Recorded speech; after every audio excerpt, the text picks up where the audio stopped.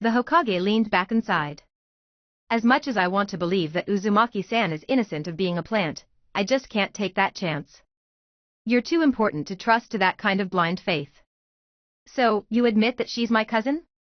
Tsunami asked archly. The Hokage rolled his eyes as he did whenever she questioned him adversarially like this. We did a blood test first thing. She is an Uzumaki and probably a third cousin. And what's this about me being important? She said. I've never been treated like I was important. He snorted. Do you think just anybody can see me whenever they want? You're like a grandchild to me, and so I give you as many of the same protections that Konohamaru-kun has without being too obvious about it. That doesn't even consider the other factors. She arched another eyebrow at him, but even under the privacy seals he was not going to come out and say that she was the hidden child of the Yondaime or the village's supposedly hidden Jinchuriki. The second thing was so well known that it was hardly worth obscuring other than the fact that she was actually her brother. The Hokage leaned back and then pulled out his pipe and started filling it. What you really want to know is when Karen-san will be released to you, correct? She nodded.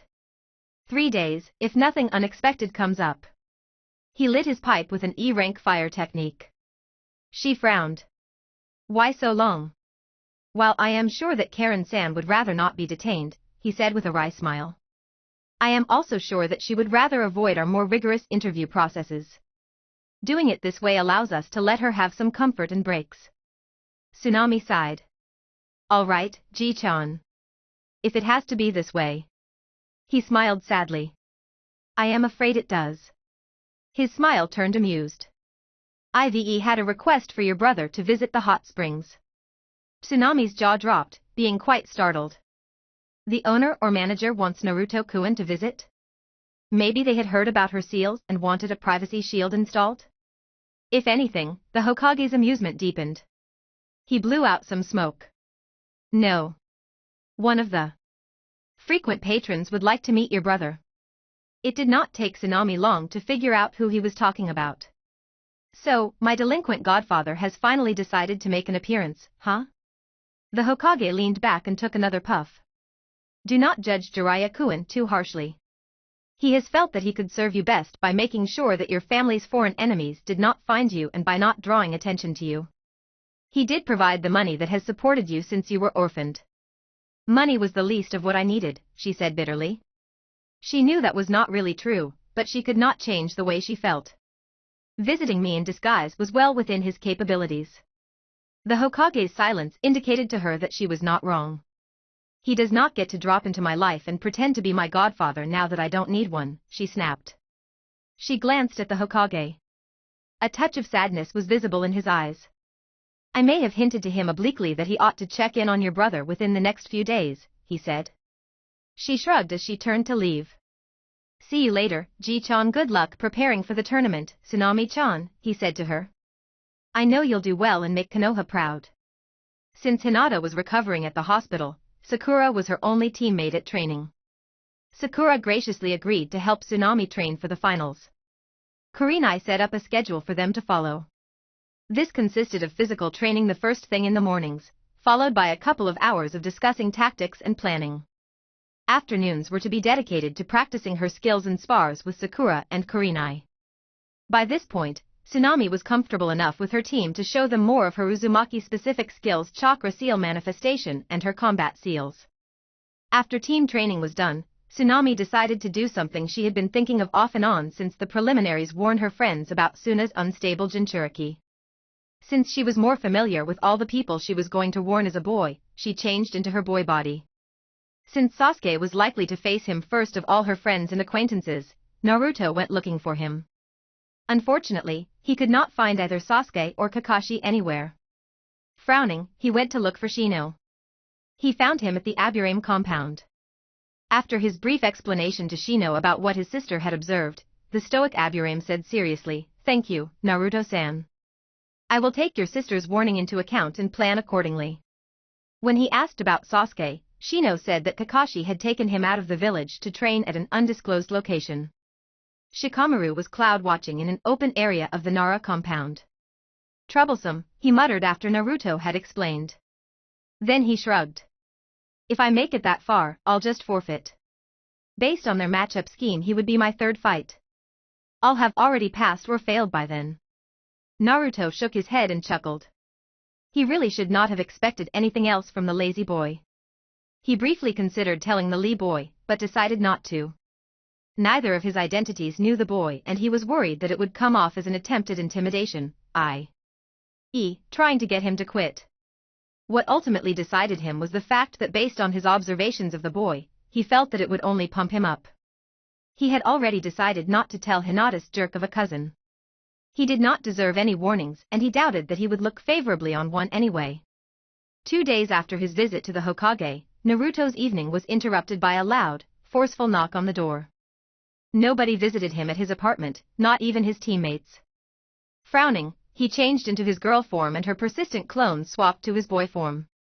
If she needed to defend herself, better to do it in the form that was registered as an active shinobi.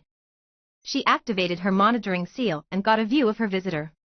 It was a tall bulky man with white, bushy hair that was long in the back and an outlandish outfit that included a headband with the kanji for oil on it and a large scroll strapped to his back.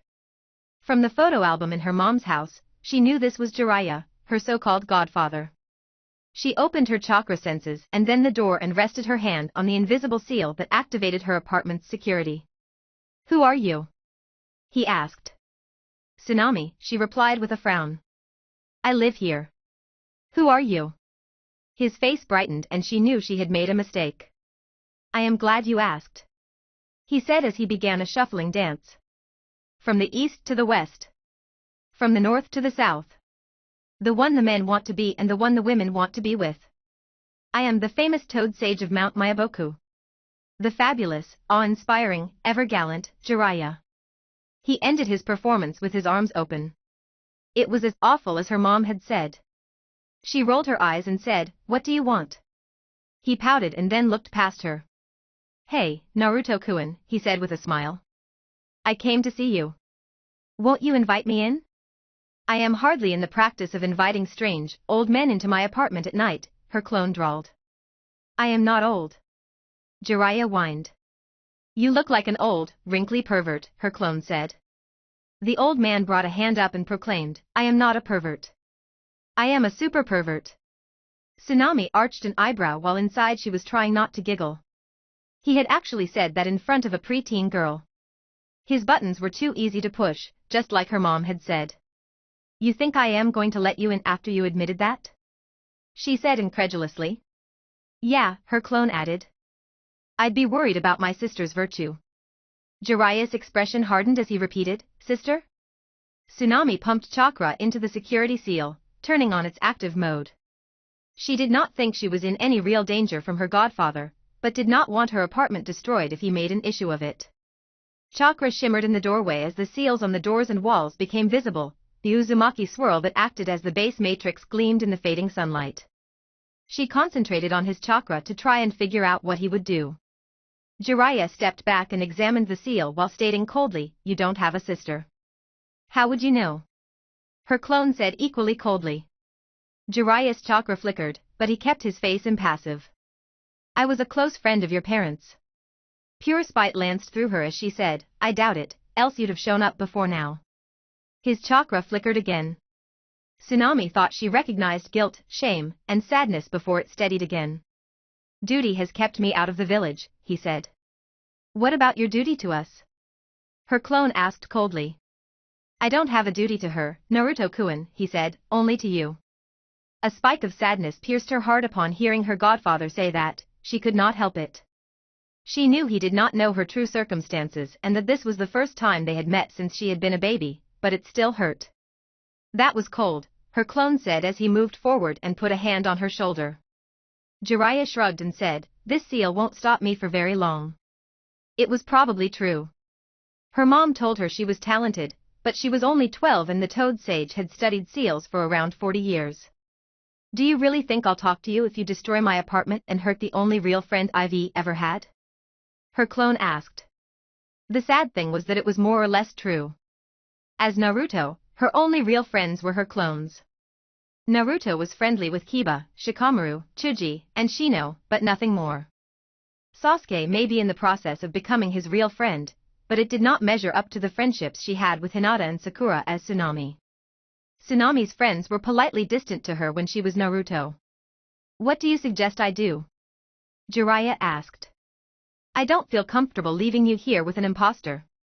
Talk to Hokage-sama, Tsunami said. He'll vouch for me. Jiraiya looked at her appraisingly for a few moments before nodding. I'll do that. The old man left and she shut the door with a sigh. That was a lot harder than I thought it would be, she said. Her clone wrapped her in a hug. I know, he said. And he did. He was she, after all. The next day, after Tsunami's practice session with Kurinai and Sakura, an Umbu dropped off a note to go see the Hokage. It told her she could bring Naruto or come by herself at her pleasure. She knew it was about Jiraiya. Her mom had not said much about him last night other than to say that he had a good heart, even if he was supremely annoying at times. With a sigh, she headed to the Hokage tower. She supposed it was better to get this over with. She elected not to make or send for a clone, figuring it was best to keep the focus on herself as Tsunami. She noticed Jiraiya sitting on the edge of the Hokage's desk as she entered the office. The Hokage activated the privacy seals as she entered. Hello, Ji-chan. She caroled. She looked over at Jiraiya and then added, Ero-chan, with a sniff.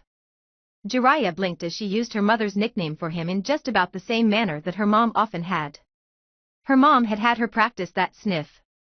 Now, the Hokage scolded lightly. Surely Jiraiya-kun hasn't had time to earn your ire just yet. She looked at him incredulously.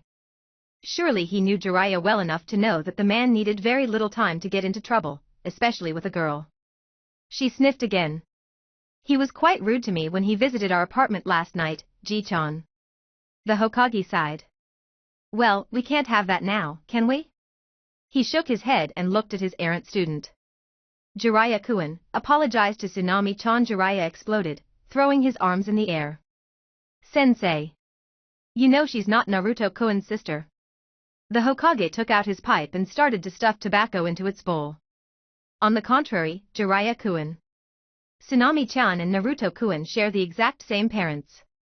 The how, however, is complicated. He looked over at Tsunami and took a few puffs of his pipe. I highly recommend that you show him. Naruto sighed as she looked over at her errant godfather who was looking back and forth between her and the Hokage.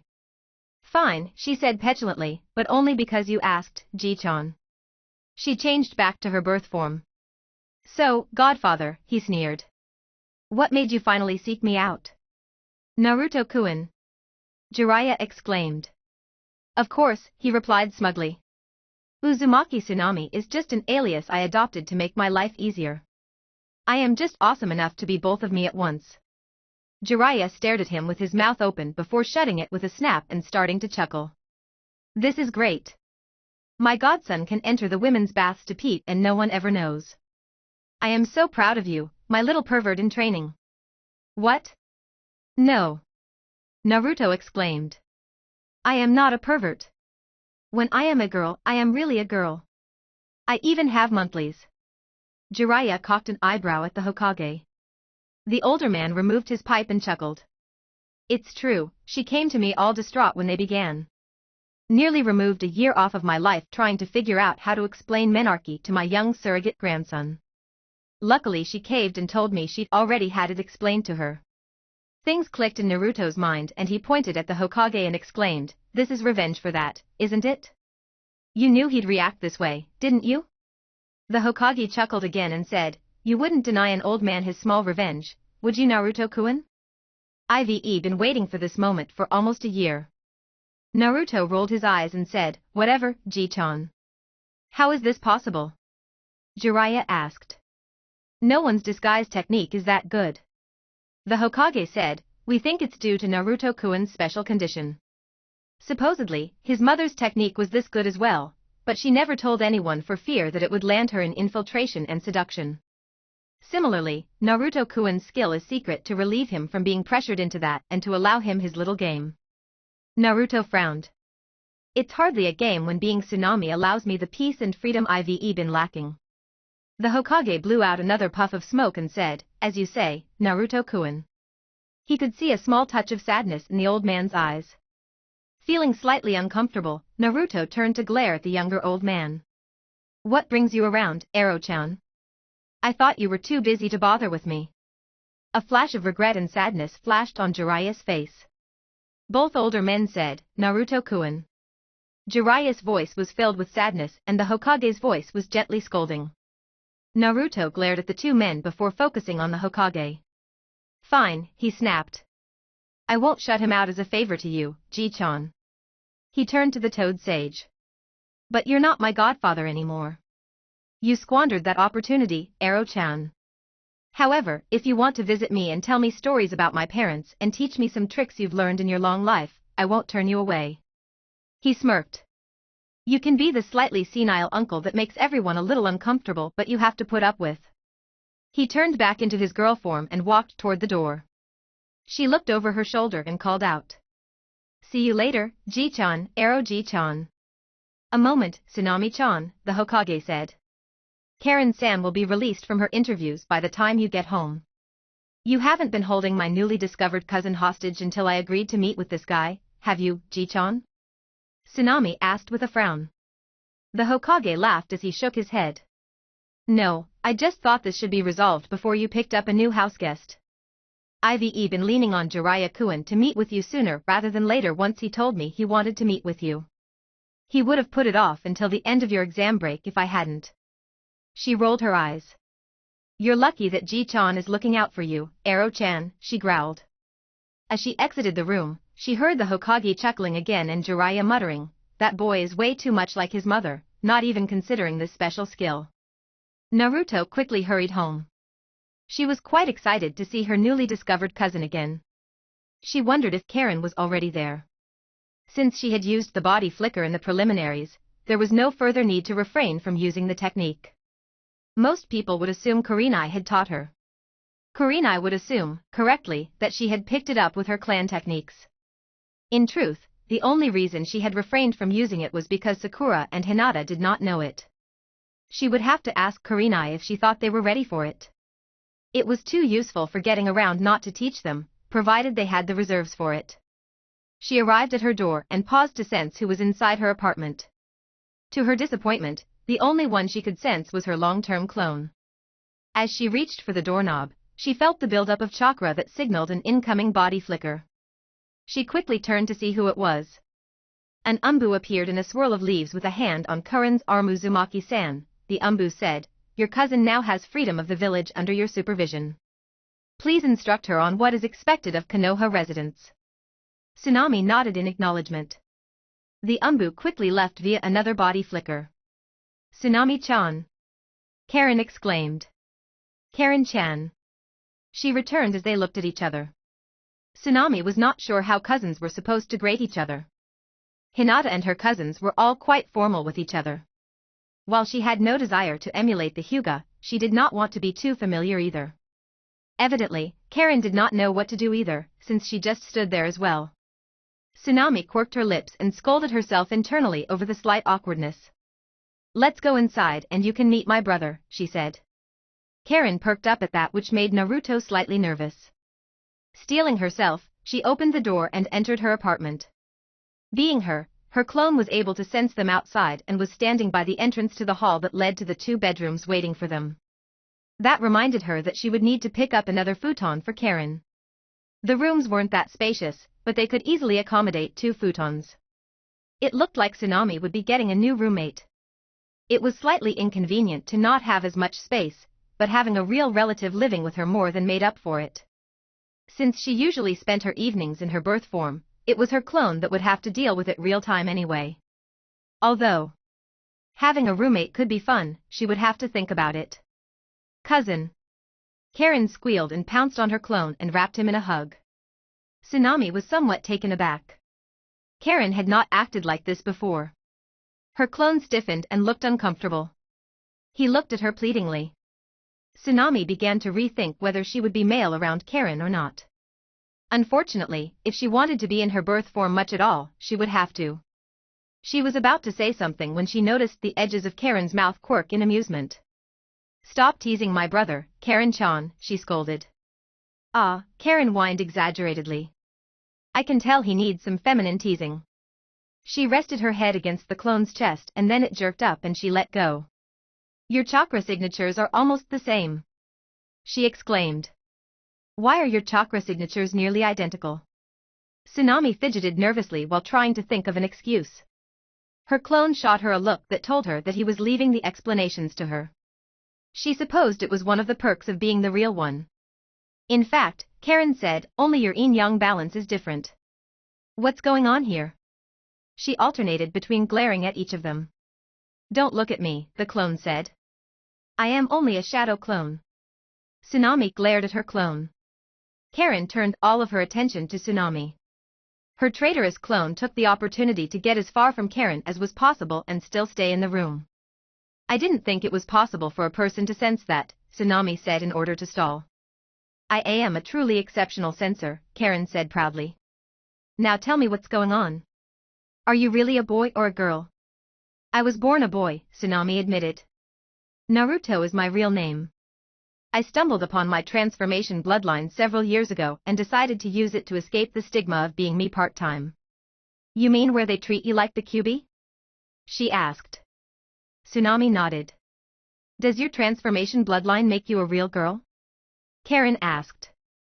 Tsunami nodded again. Monthlies and all. The medic needn't think I can even get pregnant. She shuddered. While at times she wanted to be a mother, she blamed her hormones. The fact was that she was still the Kyuubi Jinchuriki, as far as she knew, meant that she would never allow herself to risk releasing it due to pregnancy. This was besides the fact that she could not see herself letting anyone put anything in there. Being able to mother the children she fathered would have to satisfy her mothering instinct. Who knows about your double life? Her cousin asked curiously. Ji-chan, Ero Ji-chan, Kurinai-sensei, and you as far as I know, Tsunami replied. Ji-chan is what you call Hokage-sama, right? Karen asked. Tsunami nodded. Who's Ero Ji-chan? Karen asked. Jiraiya Baka, she growled in response. Karen's jaw dropped. You call one of the Sannin Ero Ji-chan and Jiraiya Baka? She asked incredulously. Tsunami snorted. Please, she said derisively. The man is a self-proclaimed super pervert and he neglected his duties as my godfather until now. Karen raised her eyebrow, but said nothing for a few moments. Finally, she asked, Sakura-chan and Hinata-chan don't know? Tsunami dropped her gaze. I know I should tell them, and I will as soon as the exams are over. Karen simply nodded and an awkward silence developed between them. Tsunami sighed and flopped down on her couch. She leaned forward and rested her forehead in her palms and her elbows on her knees. She massaged her forehead. She could not believe she had already ruined things with the first relative she had met. It figured that things were going too well for her. Tsunami felt the couch shift and figured that Karen had sat down next to her. She looked up and her cousin looked at her sympathetically. I know what it's like to want to get out of a bad situation, Karen told her. I don't know for sure if I would have turned myself into a boy to escape from Kusa, but I probably would have done it if it would have let me escape with my mom. You don't think I am weird or disgusting? Tsunami asked. She could not keep an edge of pleading out of her voice. Karen giggled. I don't think you're disgusting. Weird, on the other hand. But since all shinobi are weird to one degree or the other, I won't hold it against you. Naruto could not help the surge of relief and affection that flooded her. She lightly slapped her cousin's shoulder. You're a shinobi too, she said. What's your weirdness? You'll just have to find out, won't you, cuz? Karen responded playfully. They grinned at each other and fell into silence again. This time it was a lot less awkward. Karen ruined it by asking, so? Hinata-chan likes male you, but doesn't know you're really him. Tsunami shrugged. Nothing can happen between us because of her family, at least for the foreseeable future. They would slap their slave mark on her if they thought she was dishonoring them by associating like that with the village pariah. I couldn't do that to her. Would you if it weren't for that? Karen asked. I don't know, Tsunami admitted. I like Hinata-chan a lot. She's probably my best friend, but she holds the male me on a pedestal. I am not who she thinks I am. What do you mean? Karen asked. The reason she admires me is that she thinks that I never give up despite being constantly labeled a failure, Tsunami explained. She was nearly devastated when I told her that Mailme was going to be a sealmaker instead of a full-time shinobi. I had to assure her that Mailme had not given up on his goals or she would have gone catatonic.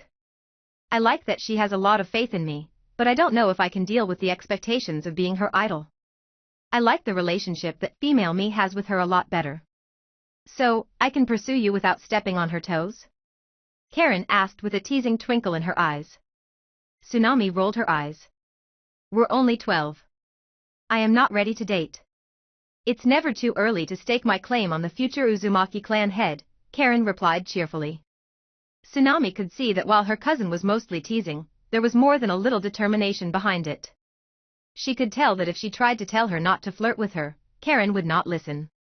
Maybe if she set up some rules, she could keep it from getting too out of hand? Fine, Tsunami said. But no flirting with female me. I don't want you doing anything that might blow my cover. I can see that, Karen said, for public at least. Tsunami glared at her. Not in private either, I don't want you developing bad habits. Besides, I change into a girl to escape from certain types of stress. If we're going to be sharing a room, I don't want to have to worry about you engaging with that type of teasing or flirting with me in my sanctuary. Okay, Karen said slowly. I can sort of see that. Isn't it confusing though? You're the same person in either body, right? Tsunami nodded. I am, but I guess you could say that Naruto and Tsunami are both roles that I play. It helps that I don't really interact closely with the same people in my different roles. Even in the academy, I had different people that I hung out with. What about the real you? Karen asked. Naruto put up a fake smile and said, when I figure out who he or she is, I'll let you know. Oh, Tsunami-chan, Karen said compassionately. She wrapped her in a hug. I'll help you. They both sniffled a little bit, before Karen released her. Tell me about these shadow clones. They're pretty amazing. I couldn't tell that one of you was a clone. She tilted her head toward the clone that's standing awkwardly near the wall.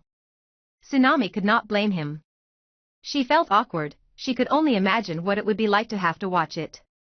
Grateful for the change of topic, Tsunami began to describe the shadow clone technique and how she had used seals to make a persistent clone. After she described the memory sharing aspect, she could feel a certain amount of satisfaction in Karen's chakra. Naruto's training for the finals progressed as it had prior to Karen's release.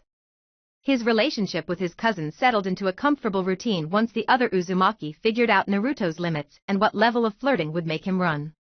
At first, Naruto condemned his long-term clone to dealing with her as a male, but he began to miss his boy time and once she figured out his limits, Karen was not that bad. The only real discordant note was Tsunami's next interaction with Jiraiya. No. She told him. I refuse. Come on, Tsunami-chan, he wheedled. Your other chakra can save your life if you need it. Tsunami did not want to admit the real reason she was adamantly against using the Kyuubi's chakra. She was afraid that if she managed to access the Kyuubi's chakra it would disrupt her mother's home inside her mindscape. After all, it was only after her mom woke up that all signs of her being the Jinchuriki disappeared. However, she did not trust her supposed godfather enough to explain it to him. So far only the Hokage knew about her mother's presence in her mindscape. I said no, Eroji-chan, Tsunami replied. Jiraiya sighed. At least give me a good reason, Tsunami-chan. The Biju's chakra could be a fantastic tool, not just for you, but for the village as a whole. Tsunami looked at him like he was crazy. Did he really think the village would appreciate her using the Kyuubi's chakra, even in its defense? She supposed that he had been mostly absent since the Kyuubi's attack. She doubted she could make him understand just how much the village despised anything to do with the Kyuubi if he did not already comprehend it. Did you know that no sensor has been able to sense the Kyuubi's chakra in me since my seal matured when I was 5? She asked. The only evidence for me being a Jinchuriki at all is my seal, and it's so complex that nobody can tell exactly what it does without a lot of study.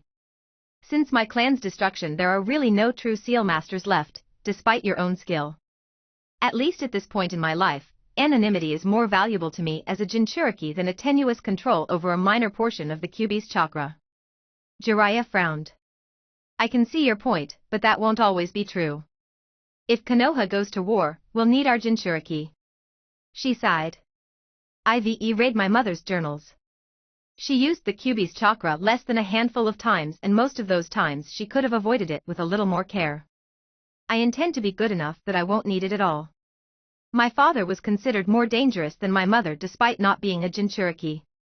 Uchiha Madara managed to control all 9 Biju, and then the Shodai and Aunt Mito managed to defeat all of them. The Biju are not the end-all and be-all of shinobi power and ability.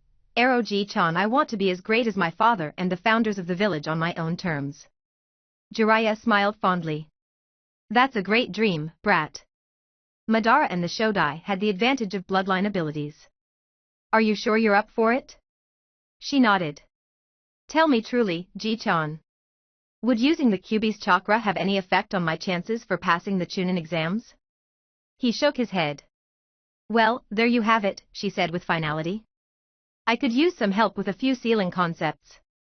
Mother's journal said that while you don't have the same flair for Fuinjutsu as an Uzumaki, you do have some skill. Jiraiya rolled his eyes. Uzumaki aren't the only seal masters, brat. Let me show you how it's done. The day of the Chunin exam finals came with mixed feelings for Naruto. On the one hand, he was not sure if he was ready. On the other hand, he definitely wanted it over and done with. He had come up with a plan for Shino, and both Jiraiya and his mom thought it had a good chance of working. He had made plans for all the finalists, but some of them were more iffy than others. He had woken up and had a good breakfast early enough that it had time to settle adequately. She stretched and did a light workout as Tsunami to take the edge off her nerves. She arrived at the stadium 15 minutes early, enough to make sure she was there in plenty of time, but not enough to that she'd be waiting around for a long time. All 3 foreigners plus Lee were already there.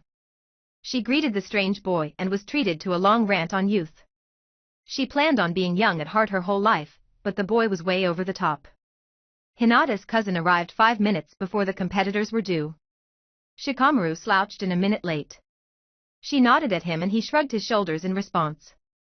Sasuke arrived about 10 minutes later, grumbling about stupid senseis and their need to make dramatic entrances. The exam proctor looked relieved and went over the rules, which were the same as in the preliminaries.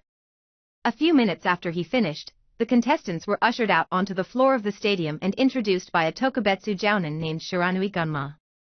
Naruto noted that she was once again introduced solely as Tsunami of Konoha. She had no idea if leaving out her family name would actually protect her. She was sure that Orochimaru knew, if only due to Kabuto. She supposed it was possible that Iwa and Kumo would not find out from their spies that were attending, but she doubted it. Kiri was so disorganized that she was doubtful that they even had spies here. Suna. Theoretically, as an ally it should not matter if they found out, but there was something odd happening with them. Why would they send a clearly deranged shinobi, whom she suspected was their Jinchuriki, to a Chunin exams hosted by even just a nominal ally? Lee and Temari had the first match. Once they both made it back onto the floor of the arena, Lee once again started ranting about youth. Tsunami did not care enough to try and follow the rant enough to derive an actual meaning to his tirade. Temari looked at her opponent as if he were less than a bug, which irritated the Uzumaki girl. Sure, listening to Lee was exhausting, but there was no need to treat him like a subhuman. The match began and Temari initiated it by swinging her fan in Lee's direction. A sharp-edged disturbance raced toward the green-clad boy. Lee jumped out of the way. He was simply too fast to be taken out by ninjutsu at long range. Lee immediately began praising Temari for her youthful skill at ninjutsu. Shut up about youth already. Temari screamed at him. Nobody cares about your youthfulness. Lee suddenly went still. Youth is serious business, miss, he scolded her. Temari let out a wordless scream and started flinging wind ninjutsu after wind ninjutsu at him. Lee effortlessly dodged them. Tsunami shook her head. Lee had somehow rattled his opponent without it even being his attention. Lee looked over at his mentor in the stands. Guy gave him a big thumbs up. Tsunami could swear she saw his teeth gleam. Was it a minor genjutsu? Lee returned the thumbs up and then rapidly closed the distance to the Suna Kunoichi. Temari rapidly retreated by taking backwards leaps, but Lee was too fast and had her backed up almost to the wall. Any further retreat would limit her ability to swing her fan.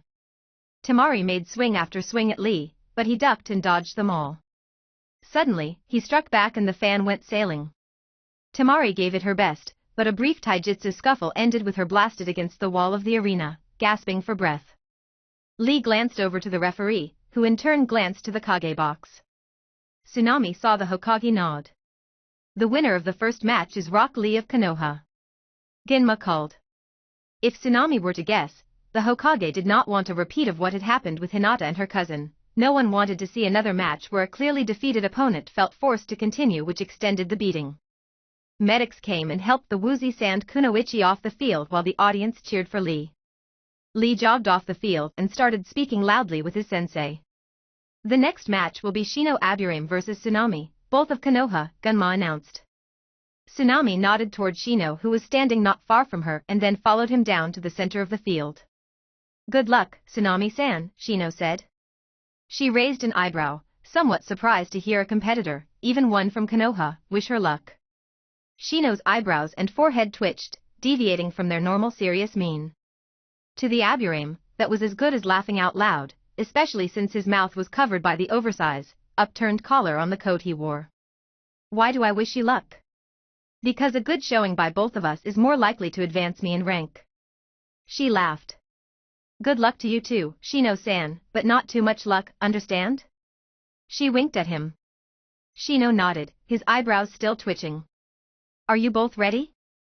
Gunma asked, a lazy smile on his face showing around the sunbon he was sucking on. Yes, Tsunami said. I do, responded Shino. Begin, commanded Gunma. Tsunami immediately leaped forward, hoping to catch the Aburame boy before he could deploy his Kikeichu. It seemed, however, that Shino anticipated that move, because he disappeared in a puff of smoke. A large tree branch appeared in his place. Tsunami scanned for her opponent with both her sight and her chakra senses. Unfortunately for her, Aburame chakra was difficult to sense because most of it was diffused into their insects, which did not necessarily remain with them. It was obvious at a glance that Shino was in the small copse of trees that were at one end of the arena. The trees in the copse were spread out, like an orchard would be. This allowed the audience to see most of the action that happened inside it, but still left lots of hiding spots. She warily approached it. Shino emerged from the trees and took a ready stance. This in itself was suspicious, because Shino should know better than to engage her in taijutsu, her known specialty.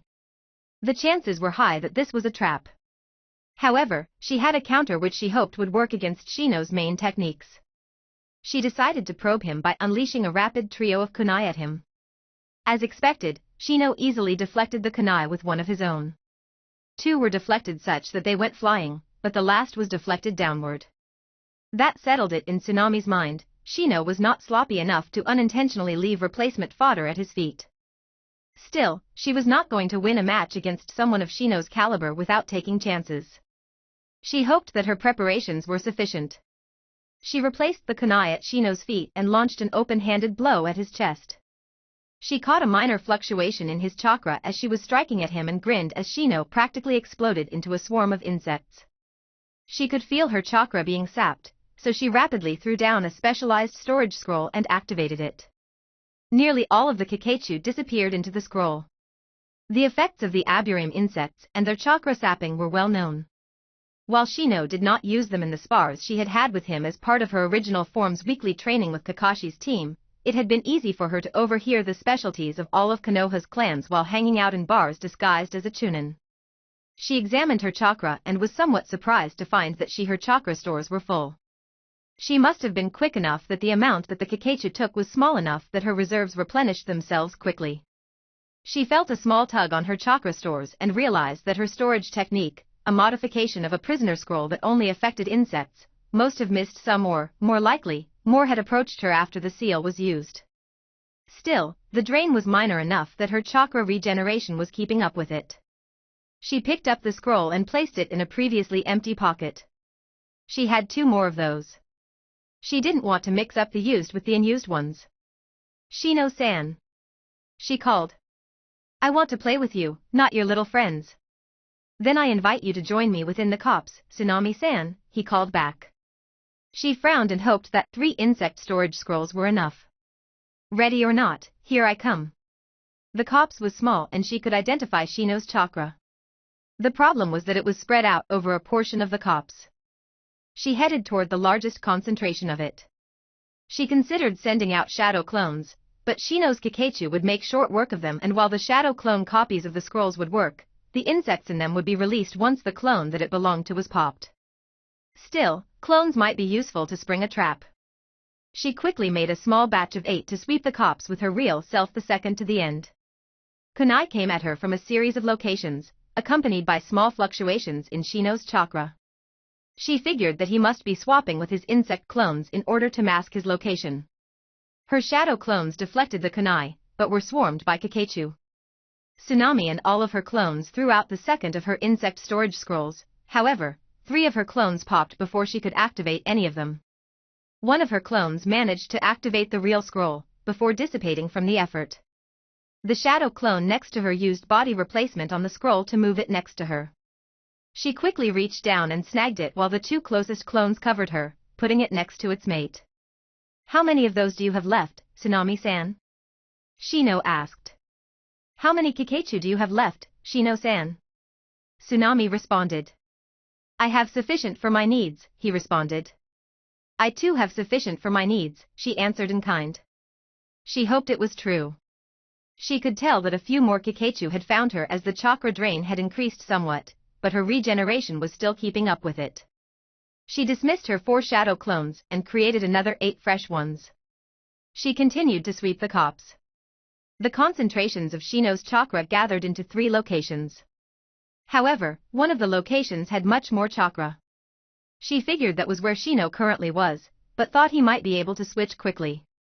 She thought up a plan of action and quickly summoned and dismissed a shadow clone in order to let her existing clones know what it was. They split into 3 groups of 3 and approached each location from opposite directions such that the 3 groups were surrounded by her groups. Her goal was to gather the rest of Shino's insects into one location so that she could use her last insect storage scroll. She figured that Shino was clever enough to try to hold some in reserve, so she needed to make him think he did not have a choice. With her high chakra stores, she thought she could handle the drain of most of his remaining Kikeichu for a short time, at least. If she could not, she would have no choice but to use her last scroll and then retreat to recover. It was risky, but she had always had a high chakra recovery rate. At that point she'd be forced to destroy any Kikeichu she encountered, but at least she would have saved a large portion of her comrade's swarm. Shino was not exactly a close friend, but she knew he cared for his bugs and it did not seem right to destroy them if she had an alternative. First, however, she would try and use another of her prepared tricks. One of her clones in each group surreptitiously activated tokens with a seal on them that mimicked the wind release technique called Great Breakthrough. She only had 2 of them, so using the clone tokens preserved her real ones. Leaves, twigs, and Kikeichu all went flying toward the center of the triangle formed by Shino's positions. The wind blasts were not powerful enough to make Shino himself go flying, but she could feel him swap with some of his bugs in order to maintain some of them out of the collection zone. Another of her clones at each spot activated their wind tokens. Perhaps 90% of Shino's chakra was now centered in one spot. She hoped it was enough. Tsunami and all her clones charged Shino's location, dragging some of the remaining bugs with them. She, and each of her clones, dropped their last insect storage scrolls. 1v1 her clones dispersed. Just as she activated her scroll, she saw Shino pop away, replaced by a log. She smiled. A standard body replacement meant he probably did not have many Kikeichu in reserve, or he was being more cagey about conserving them. She felt with her chakra senses and confirmed that other than a few small sources that were converging on her or Shino himself, only one source of Shino's chakra remained. Her smile broadened as she scooped up the used scroll. The small chakra drain on her began again as a low number of Kikeichu found her. Her chakra replenishment easily kept up with it. Tsunami made her favorite hand sign and 14 shadow clones popped into existence. They spread out and swept toward Shino. About half the clones remained behind in case Shino tried to evade her via body replacement. By the time she forced him out into the open, 3 of her clones had dispersed due to the chakra drain of the remaining Kikeichu. She created more to replace them. "You've led me on a merry chase, Shino-san, but this is the end of the line," she lightly taunted him. "I am impressed, Tsunami-san," he replied. "Why?" "Because you are more resourceful than your reputation would imply." "Reputations can be misleading," she said impishly. "Indeed." She charged and engaged him in taijutsu. More Kakachu latched onto her, but still the drain was not enough to overcome her natural recovery. Shino was decent at taijutsu, better than most of their academy class, but she was in clear control of the engagement. His style was heavily defensive in nature, probably in order to give his Kakachu time to drain a foe. His excellent footwork allowed him to retreat before her without getting completely overwhelmed. Finally, she backed him against the wall of the arena. "Proctor-san," Shino called. "I surrender." "Why?" "Because Tsunami-san has denied me the use of my tools and forced an engagement where she has the upper hand." "The winner of the second match is Tsunami of Konoha," Ganma announced. Tsunami whooped for joy and pumped her fist into the air. The audience cheered. She motioned Shino to follow her into the tunnel. "You did well, Shino-san," she commented as he followed her. "However, I had better intelligence on you than you did on me." "Indeed," Shino responded. "My clan is very specialized, which can lead to one-sided victories in one-on-one engagements against clever opponents. As part of a team, however, the specialization is a decided benefit." She nodded. "Yes. That is why Konoha has us operate in teams." She placed the insect storage scrolls on the ground and activated the timed release. She stepped back and 3 seconds later the scrolls released their captives. After a momentary roiling confusion, all the bugs converged on Shino and disappeared into his clothing. "Thank you for preserving my companions, Tsunami-san," he said. "It's no problem, Shino-san," she replied. "You're a friend and sparring partner of my brother. I didn't want to kill your Kakachu unless I had to. This solution was actually the most convenient for me too. Would you be willing to sell some of those scrolls to the Aburame clan?" Shino asked. "I can see a number of benefits for us." She thought about it for a moment. "I don't see a problem with it in principle, but you or your clan leaders should talk to Naruto about it. My brother is the one who runs our Fuinjutsu business." "Very well," he said with a small bow. "I shall talk to the clan about the possibilities." They both returned to the competitor's box. She wondered what the judges would think of their match. To the audience, she was sure it had looked like she had dominated the match. However, she knew that Shino had done a decent job reacting to a very bad situation and had implemented some clever stalling techniques. He might have even won despite her measures if she didn't have such a large chakra reserve and high recharge rate. The next match had just started by the time they arrived. It was Sasuke against Kaguri of AIM. The AIM Nin had once again sunk into the ground with his haze clones arrayed between himself and Sasuke. He was using the same strategy that he and both his teammates had used in the preliminaries despite the fact that it had only had a 33% success rate there. The fact that they were clones was obvious to Tsunami's chakra sense, as was his actual location. Sasuke obviously knew where he was as well.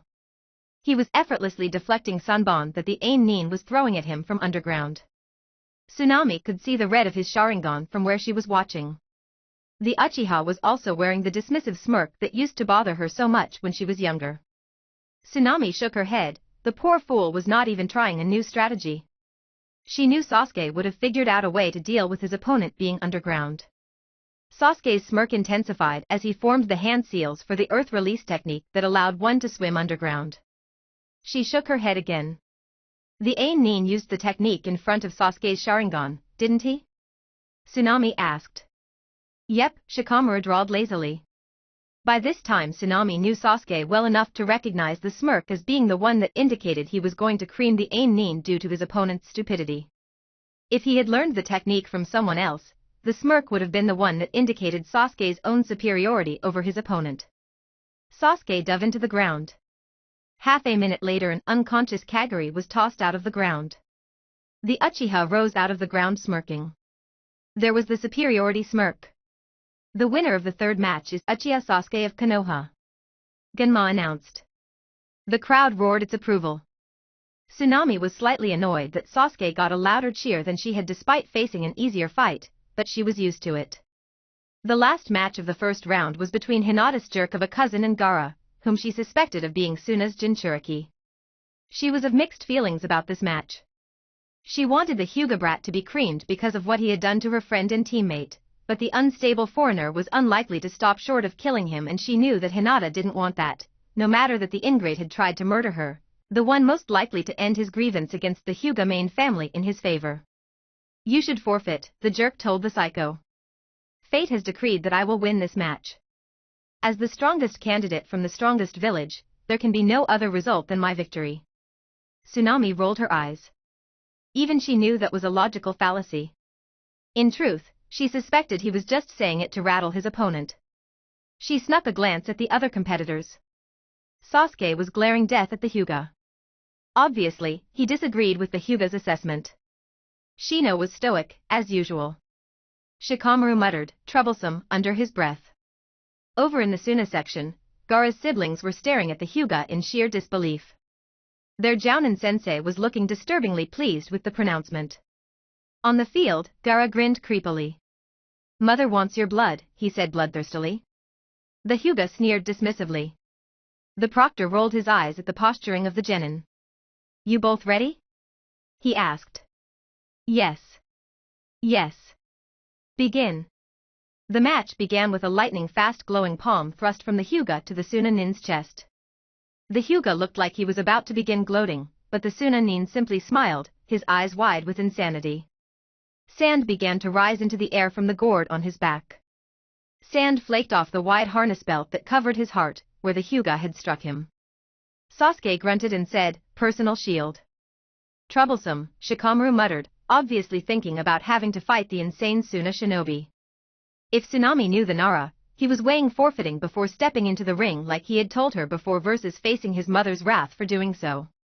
The Hyuga stuck the sand tendrils with his glowing palms. The tendrils shattered where he hit them, but he sand rose again to rejoin new tendrils. Gaara simply stood with his arms crossed, not having moved from his original location. The Hyuga had retreated a couple of steps, but refused to move any further. Hinata's despicable cousin was moving faster and faster as more tendrils attacked him. The tendrils began to spread out so that some of them could circle around to attack him from behind. Heavenly spin! The Hyuga cried as he began to rotate, his body emitting a dome of chakra around him. The Hyuga was close enough to the Suna nin that the dome flung Gaara across the arena, halfway to the wall. Gaara stood up and exclaimed, Yes. Yes. You shall prove my existence. Mother will drink your blood. More sand tendrils rushed toward the Hyuga. The jerk was forced to use his heavenly spin technique again almost immediately.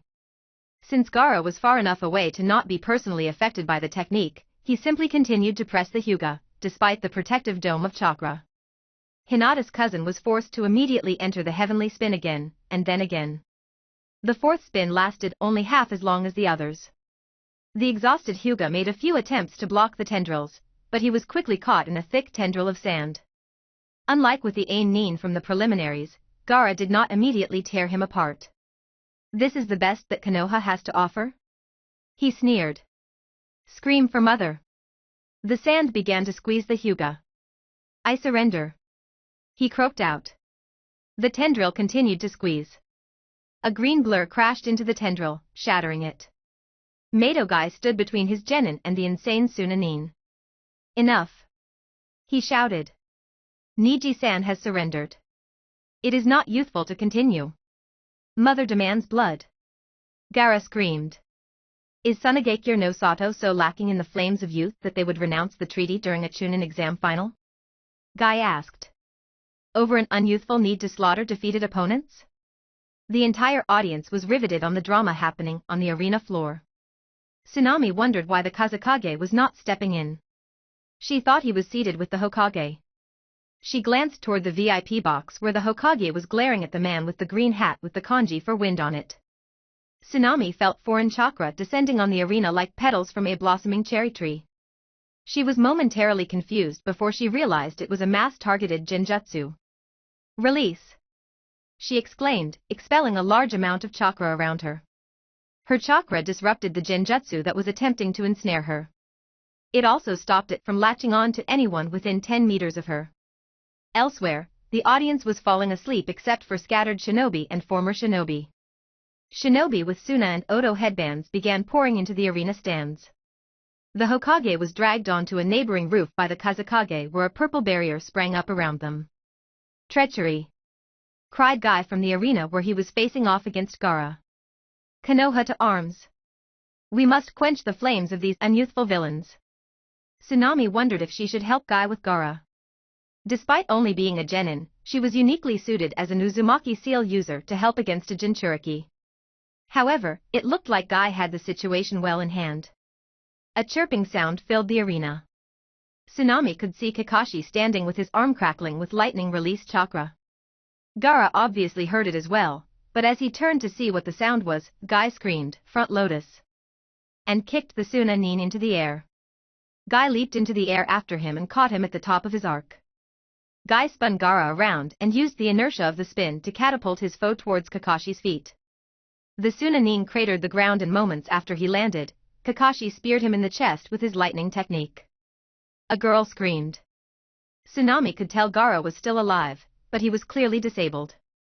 She didn't know if Gaara would survive in the long run, but, according to her mother, Jinchuriki could handle injuries that would kill other shinobi. Guy and Kakashi moved on to handle other threats while Gaara's two teammates rushed over and dragged him off. Tsunami's thoughts were quickly refocused as a team of 3 Oto-nin approached the contestant box. She was now very grateful she had spared most of Shino's Kakechu. The Ain-nin that had been Sasuke's opponent had made himself scarce, leaving just the 4 Konoha genin, the Hyuga having never made it back to the box. Sasuke charged the invaders, his eyes red with the Sharingan. Tsunami rolled her eyes and fell into a supporting role along with Shino and Shikamaru. Shino had to be used to his teammates' antics, and Naruto was familiar as well due to the teamwork exercises that Kakashi ran them through when she trained with their team. Shikamaru was clever enough to pick up on what they were doing despite not having trained with them since the academy. A shadow clone initiated from her long-term clone dissipated, letting her know that Naruto was going to check on the purple box that had sprung up around the Hokage and Kazekage. Head toward the VIP boxes, Tsunami called to Sasuke. He grunted in affirmation. The 4 of them spent the next 20 minutes dispatching any Oto or Suna shinobi that tried to approach the VIP boxes. They kept an outer perimeter with the daimyo's guards and the other VIP bodyguards holding down the boxes themselves where their principals hunkered down. By fortune or poor planning on the invaders' part, the most difficult opponent they faced was Chunin level and easily dispatched by the 4 of them working together. The action has moved elsewhere, Sasuke declared once things had calmed down. The invaders aren't attacking the stadium anymore. We should move on. Let's head over to where those Umbu are gathered and see if they can tell us where to go, Tsunami said, gesturing to where a handful of Umbu stood guard outside the purple box that still enclosed the Hokage. Sasuke scoffed, but started making his way over there anyway. When they had made it about halfway there, the purple box collapsed. A limp-armed man ran away at high speeds, 4 others followed him and were chased in turn by a moderate-sized group of Umbu.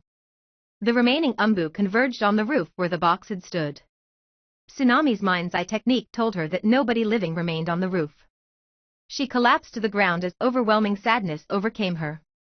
Ji-chan! She wailed. She wished she could afford to use her Byakugan to make sure for certain that he was dead, but kept the presence of mind to not do so. What is the problem, Tsunami-san? Shino asked as her temporary teammates stopped and looked at her. My sensor technique tells me that the Umbu are the only ones left on that roof. She whimpered. The Hokage is dead. Perhaps the Hokage is masking his presence? Shikamaru offered weakly. Sasuke snorted and looked at him like he was stupid. Yeah, I don't believe it either, Shikamaru muttered. Troublesome. Naruto stayed where she had collapsed and cried for her grandfather. The rest of the day was a weak blur to Naruto. She hid herself in her apartment and ignored Karen when she tried to comfort her. She hadn't bothered changing back to rebirth form, perhaps it was due to false expectations, but she preferred to wallow in her sadness as a girl. Her long-term clone had also changed into a girl and they simply held each other as they lay on Naruto's bed. She was avoiding the other bedroom she shared with Karen. She was startled from her misery by a knock at her door. Karen peeked her head into the room. Jiraiya-sama is here to see you, Tsunami-chan, tell him to go away, Naruto mumbled. Let me by, Karen-chan, her supposed godfather said. She was weakly aware that Jiraiya had entered the room and Karen had withdrawn. The old man stood silently for a while before he said, I know how you feel, Naruto-chan. She sat up and yelled, do you? She stalked toward him and yelled, do you? How could you know how I feel? You don't know me. You have never been here for me. Where were you when I need you? Where were you when Ji-chan needed you? She started to pound on his chest with her fists. Her clone stood behind her and glared at her godfather. I was making sure Orochimaru's giant snake summons didn't destroy Konoha, he said. I also made sure that the Ichibi's Jinchuriki didn't cause any more problems. I wish I could have been there for Sensei too. Listen, Naruto-chan, I do know what it's like to be alone. I was an orphan too. Sensei was the only one to care for me too, at times. If you knew what it was like, why did you abandon me? She asked, looking up at him intently while he gently held her. Because you deserved better than me, he told her. I am not exactly role model material, and if I had tried to change to be what you deserved, your enemies would have discovered who you were. I knew Sensei would take care of you. He did, she said quietly, but he was always so busy. I know, Naruto-chan, he murmured. I know. He held out his arms and the clone burrowed into him as well. He held her silently for what seemed like hours, but was certainly much shorter. He released her and said, Sensei's funeral will be the morning of the day after tomorrow. I have a mission I need to go on when it's over. I'd like you to come with me. He slipped out without waiting for an answer. Tsunami decided that she was going to get all of her misery out of the way by confessing to her teammates that she was really Naruto. She was aware that she was doing it to emotionally flog herself for not being good enough to get through the purple cage that had held the Hokage and Orochimaru. Her long-term clone had seen most of the fight between the two while he tried to help the Umbu figure out a way through the box, and she had gotten the memories while she slept. She was grateful that Snakeface had not been able to force her father to fight for him like the other two dead Hokages, although it would have been great to be able to see him. But seeing her grandfather figure offer himself to the Shinigami the same way her father had was a little too much. After the memory sync, her thoughts had been too scrambled to go visit her mother. She figured that she would get the easier one out of the way first and headed to the hospital. She thought that Hinata would be more disappointed looks and less screaming than Sakura. While she wasn't looking forward to those either, at least Hinata wouldn't be able to leave the hospital to chase her down. When she got to the hospital, she nervously knocked on the frame of the doorway to Hinata's room. Come in. Hinata called. Tsunami pulled the curtain aside and entered the room. What's wrong, Nami-chan? Hinata asked upon looking at her. Has something new happened since yesterday? So you've heard about what happened yesterday? Tsunami asked. Hinata reached out her and clasped Tsunami's hand. Yes, they told us. I am so sorry Nami-chan, I know how close you and Naruto-kun were to Hokage-sama. Tsunami bowed her head and sniffled. When she had composed herself, she said, Thank you, Hinata-chan. No, nothing new has happened. Only Eroji-chan. Hinata smiled indulgently at the nickname. She had been shocked the first time she had called Jiraiya that. Wants me to go with him on a mission after the funeral. I don't know what it's about, but I've been putting off telling you something that I should have told you a long time ago. If I don't tell you now, I'll keep putting it off, so I wanted to tell you before I left. Do you mind if we have a private conversation? Hinata looked concerned, but said, No, that's fine. Nami-chan. Tsunami pulled out a small scroll that had a privacy seal inscribed on it. She hung it next to the doorway and activated it. She sat down in the chair next to Hinata's bed and slumped there. Hinata reached over and clasped her hand again. Tell me when you're ready. Naruto smiled weakly at her and then sighed. I suppose I should start at the beginning. She sat and thought for a few moments before speaking. Ive told you that Naruto is the Jinchuriki of the Kyuubi, right? Or at least we think he still is. He's never actually used the Kyuubi's chakra and nobody has felt it in him since he was 5 years old. Hinata nodded encouragingly. The village has never treated him well due to that, as you know. He got really sick of it. When he was 10, he discovered his transformation bloodline. She gulped. I say bloodline, but it's more proper to say that it's a side effect of being the Kyuubi's Jinchuriki. I know my mother could do it. We aren't sure if Aunt Mito could, but she probably could. If it's a Jinchuriki ability, how can you do it? Hinata asked, steely-eyed. Isn't Naruto-kun the Jinchuriki? Naruto tried to pull away, but Hinata kept a hold of her hand. Rather than trying to overpower her, Naruto just slouched back in her chair. Yes, Naruto is the Jinchuriki, but Tsunami isn't real. I am holding Tsunami's hand right now, Hinata said. I started changing into a girl to practice my mother's taijutsu style, which works a little better for women and to escape the stares and hate. I eventually got caught by Umbu and they interrogated me. I confessed who I really was to Ji-chan and managed to convince him that I was Naruto. That would have been the end of it, except possibly as a disguise to use in order to go shopping, but that year at the academy was especially bad and I convinced Ji-chan to let me try an experiment. I would enroll as both Naruto and Tsunami. If Tsunami passed and Naruto didn't, I could keep my Tsunami persona, otherwise she would just fade away.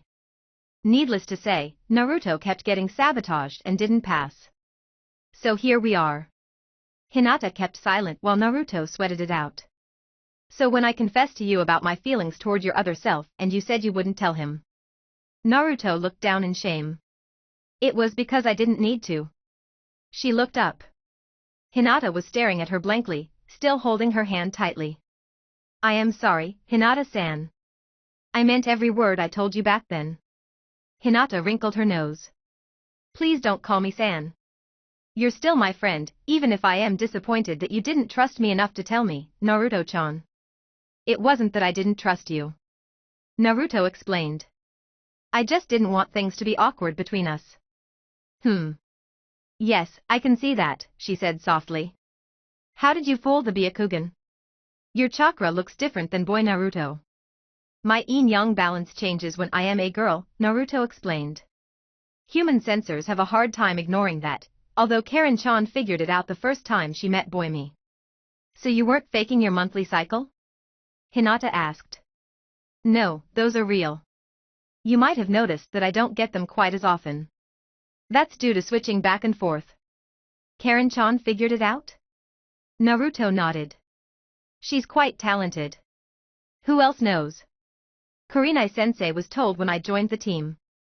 Ji-chan convinced me to let Ero Ji-chan know. Now you. That's it. Are you going to tell Kara-chan next? Naruto groaned and nodded. She won't take it well. You are taking it surprisingly well, Hinata-chan.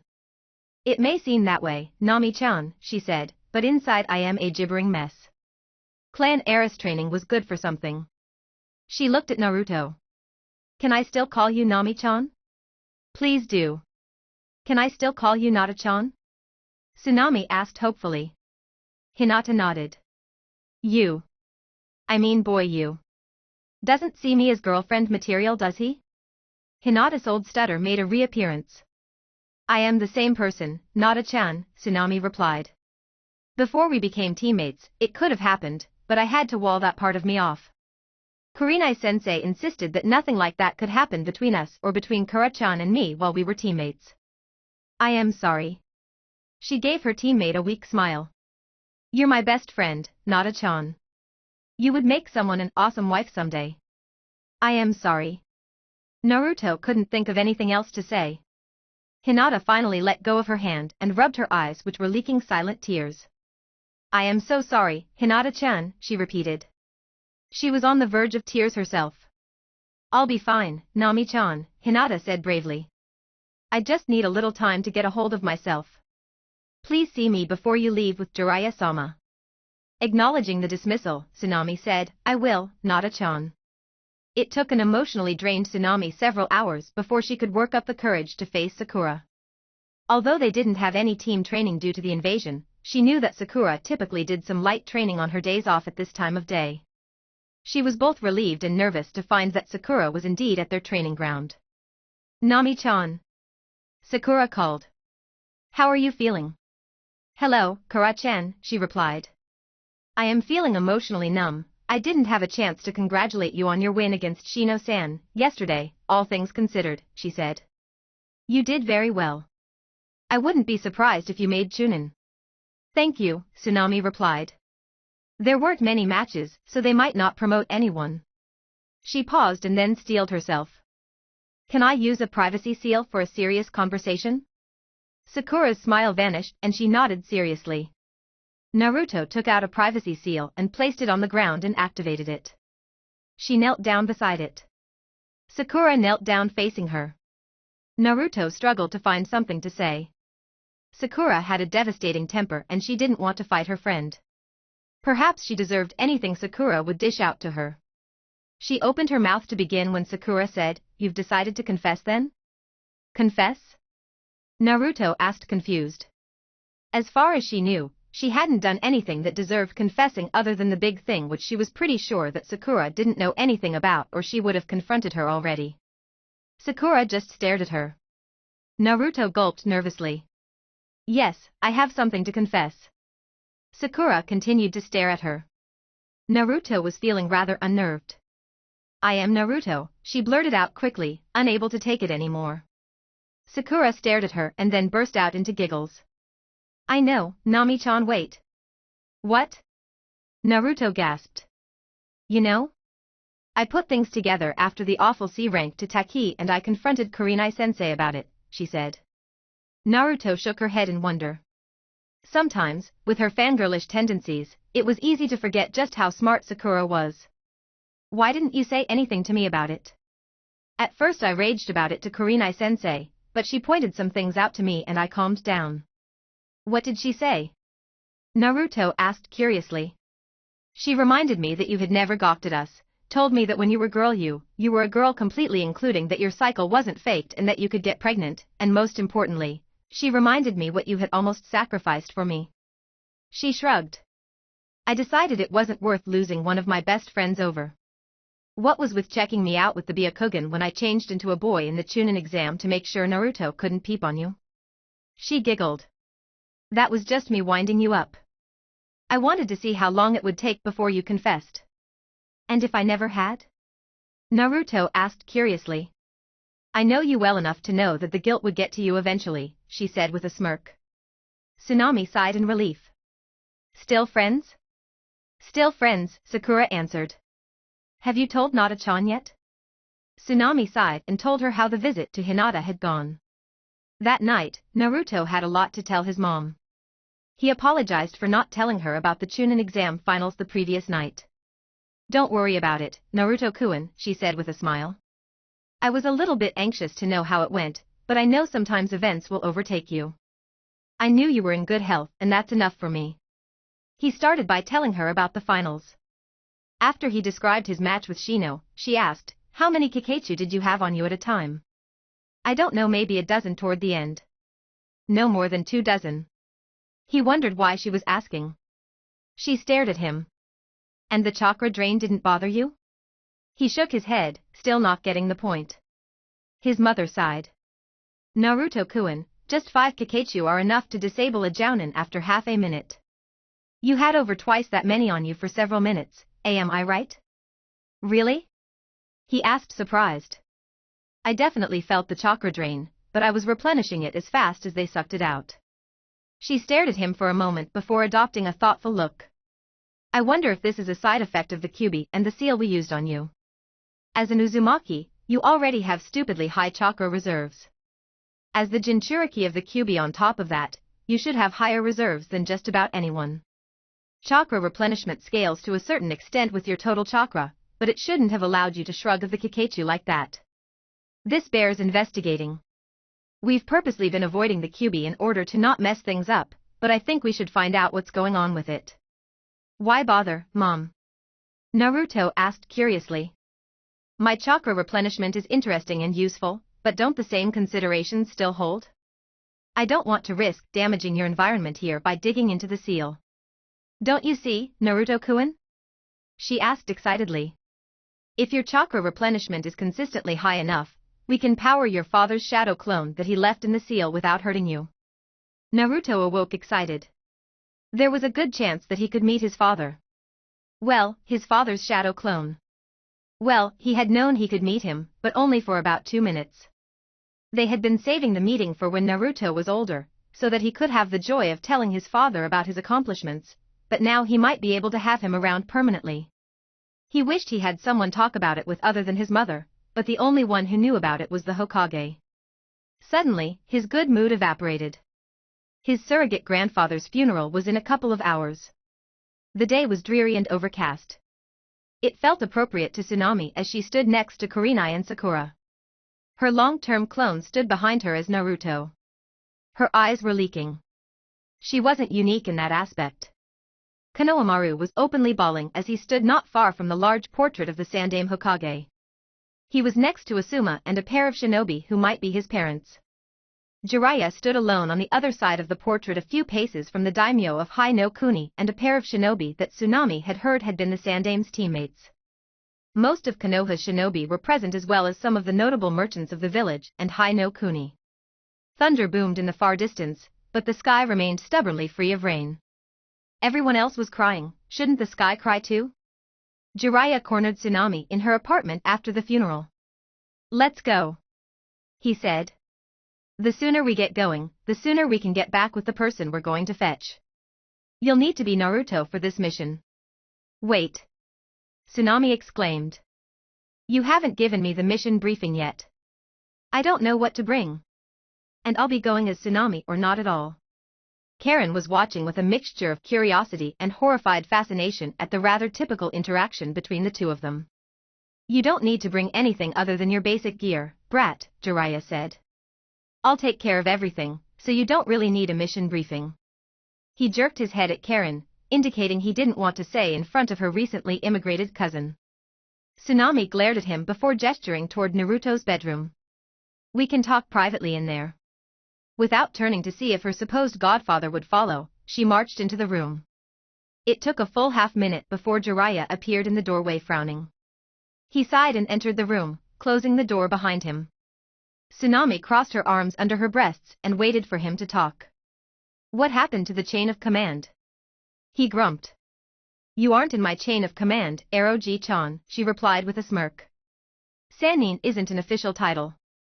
You're just another jounin until whoever's in charge now that Ji-chan is gone says differently. And since this isn't a combat situation, the fact that you're a jounin doesn't mean I have to listen to you. Unless you're the new Hokage? They both shuddered in near unison at the thought. No, Jiraiya said. I suppose I can tell you since you'll find out when we find her, we're going to hunt down the new Hokage. The new Hokage? Tsunami exclaimed. A thought struck her. Wait. You said her. We're going to go look for Tsunade, aren't we? Senju Tsunade was really the only possible female candidate for Hokage, especially when you considered those not in the village. Her face lit up. It was a well-known fact that Tsunade was the granddaughter of the Shodai Hokage and his wife, her great-great-aunt Mito. She did a quick calculation and figured out that this made Tsunade her second cousin once removed. This is great, she exclaimed. I can't wait to meet another cousin. She had another thought. Karen would be related to her too. She rushed out of the room. Karen, she exclaimed. We're going to go look for Tsunade. You should come too. Naruto. Jiraiya bellowed. She wasn't supposed to know. The mission is a secret. Tsunami turned to look at the glaring Jiraiya, who was standing in the doorway to Naruto's room. What's the big deal? This is a simple courier mission, isn't it? Tsunami asked. We go to where she is, tell her she's needed, and then back we come. I didn't even say why you want her. Jiraiya ground his palm into his temple. Dealing with someone like Tsunade is never simple, brat. Now your cousin will have to come with us for operational security. We can't have it leaking out who we're looking for. He glared at her. Now don't tell anyone else. Not your teammates. Not your sensei. Not anyone. Got it? When she nodded abashedly, Jiraiya shook his head. I had planned on teaching you a technique while we traveled, but that idea is shot now. He turned to Karen. No offense, Karen-chan, but I don't know you well enough to teach you the kind of technique that I was going to teach the brat. Oh, Karen said, a mixture of flustered and excited. Was it one of the Yondaime's techniques? The Hiraishin? The Rasengan? What? Jiraiya spluttered. Why would I teach her one of those? Well, it's obvious who her father is after taking a look at her as a boy. Karen said, confused. The long-term clone, who had been watching the drama since Tsunami had run out of the room, shrugged his shoulders, and said, I am honestly surprised no one else has figured it out. Jiraiya sank onto the couch and massaged both his temples. The kami preserve me from pre-teens who spout off state secrets without knowing any better. It's a state secret? Really? Karen asked. The Yondaime's face is on the mountain. And everyone in the elemental nations knows he was blonde. It's obvious. Tsunami chuckled bitterly. I guess it's obvious to anyone not trained to dismiss me as the village pariah. Jiraiya had the grace to look embarrassed. He cleared his throat. Anyway, I guess I am bringing all three of you along. Pack some basics and let's go. Tsunami said, my long-term clone needs to stay. Jiraiya glared at her. She looked away from him and said, unless you want to explain to the Umbu commander why his emergency seal order will be late? Fine. Jiraiya roared. I am stepping out. The two of you be ready to go in 20 minutes. After her angry godfather had left, Tsunami grabbed her long-term clone's hand and started pumping chakra into him so that he would have enough to finish the Umbu seal order while they were gone. She would have to send a shadow clone to visit Hinata. She thought that Jiraiya might have a stroke if she told him they needed to wait so she could say goodbye to her teammate like she had promised. To pass the time while they traveled, Tsunami decided to borrow Jiraiya's original plan and started teaching Karen how to form the adamantine attacking chains that was an Uzumaki signature technique. Karen knew the basics of the technique from her mother, but had not managed to perform it yet. In return, Karen gave her some more tips on how best to use the mind's eye technique to its fullest. It soon became obvious that Jiraiya did not know exactly where Tsunade was, and so they were reduced to chasing down leads. Tsunami and Karen were shocked at where the leads were taking them. What was Tsunade doing in bars and gambling halls? What? Jiraiya said when asked about it. Did you expect to find her in a hospital? As Tsunade was a famous medic nin, that was Tsunami's vague expectation. The shinobi life is not kind, Jiraiya explained. Old shinobi like Tsunade and me tend to find vices and diversions to keep ourselves saner than not. She and Karen exchanged looks. Tsunami knew that a lot of the more experienced jounin had oddities, like Kakashi's books and lateness and Guy's youth obsession, but she hadn't realized it was such a common outcome of the shinobi lifestyle. To her grief, Tsunami discovered another quirk of her good-for-nothing godfather. He was a miserly cheapskate. Despite being a world-renowned author and high-ranking shinobi, the louse kept trying to steal her wallet to pay for their meals, lodging, and tips for informants. Finally getting sick of it, Tsunami removed her leaf badge before going into the next town. When Jiraiya invariable tried to snag her wallet to pay at a food cart, Tsunami cowered and said, "Don't hit me, Jisan. Please, don't hit me." Karen figured out what was going on and cowered beside her. An angry mob chased Jiraiya out of town. Tsunami and Karen were grinning and laughing when Jiraiya caught up to them. "Why'd you do that?" he growled. "Now none of my informants in that town will talk to me." "That'll teach you to steal from your poor, defenseless goddaughter," Tsunami crowed. "Poor, defenseless goddaughter, my aged mother's bunions," he muttered. "It was situational awareness training," he said more loudly. Tsunami huffed in disbelief. A likely excuse. It was the evening of their fourth day on the road when Naruto was overcome by a rush of memories. Naruto heard a knock on his apartment door while he was working on some seals for the emergency Umbu order. He frowned. Only Jiraiya ever came to their door and he was out with Naruto's original. He activated the apartment's monitoring seal and was shocked to discover two unknown shinobi standing outside his door. One of them was pretty normal looking, if reminiscent of an older Sasuke. He had a scratched-out leaf badge on his forehead. The other was gray-skinned and had gill-like markings under his eyes. He was wearing a scratched-out mist badge and had a huge bandage-wrapped sword strapped to his back. Both of them were wearing black cloaks with white outlined red clouds on them. What were missing nin doing outside his door? One of them had to be Uchiha Itachi, who was one of 2's rank Konoha missing nin. Maybe if he ignored them they would go away. He gathered up his ninja tools, but he knew that there was no way he could win a confrontation with even one missing nin of Itachi's caliber. The other was likely to be much more skilled than he was too. Plus, he sensed that the Kiri missing nin had chakra reserves approaching those of his original. "We know you're in there, Kyuubi brat," an unknown voice called through the door. "Come out and we won't wreck your place." He didn't like his odds of getting away. He started to disengage the seals protecting his windows so that he could make an attempt when the front door splintered inward. The Kiri missing nin stood there with his bandage-wrapped sword held in front of him. Itachi was standing behind him and said, "Come quietly, Naruto-kun." Naruto raised an eyebrow. The door had been chakra reinforced. He hadn't expected them to be able to get in so easily. Or don't, said the sword wielder. Samahata likes the taste of Biju chakra. I'll just shave off your legs so you can't run. What do you want with me?